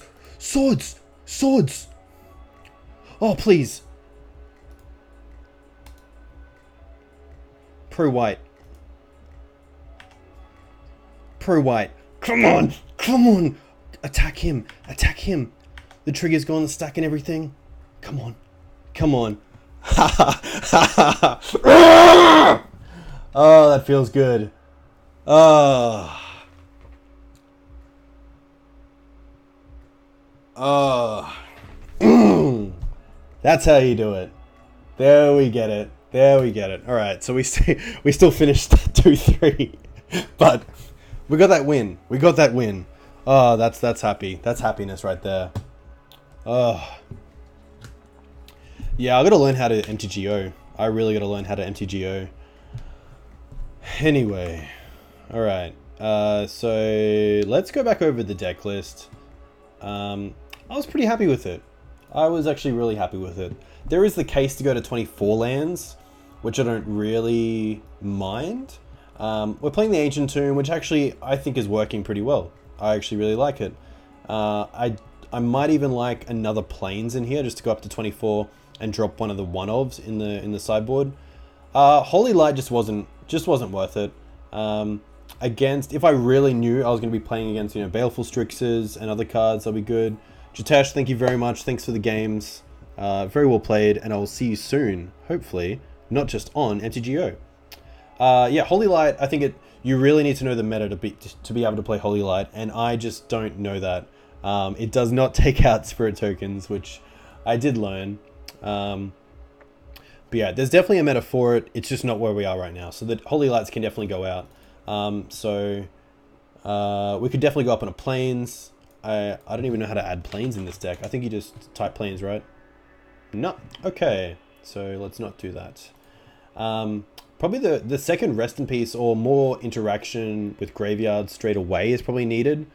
Reanimated got me pretty hard, so you know, Fairy Macabre is always really good because it plays around Chancellor, which is awesome. So you could even just go with the 5 sideboard slots like this. I wasn't too unimpressed with any other cards. You know, another Path probably wouldn't be too bad, or a Gideon for the decks like Miracles.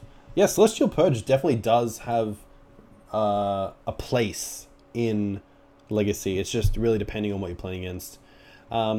Spirit Keeper wasn't the best tonight. We played against a lot of decks playing Swords to Plowshares, which I think is pretty expected. But it's just so good that in the off chance you play against a deck like Grixis or Eldrazi, that Spirit Keeper is just going to blow the house away. So I think it's really worth it. The Walking Blister as well is really nice to have main deck. In that Reanimated game when they went to 6, they nearly lost to this, but they got to Entomb for Cabal Therapy after bouncing it with Tidespout. No ballasts? Do you mean ballistas? Do you mean this ballista? This ballista right here, Chris? Chris, is it this ballista right here? Anyway, really happy with the deck so far. This is the 60 and 75 that I don't think I'll take to Japan. I think Japan might look a little bit more like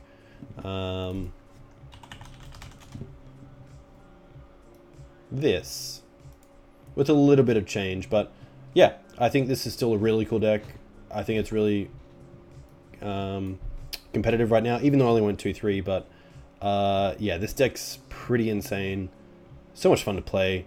Hopefully pretty fun to watch. That's the main thing of a stream.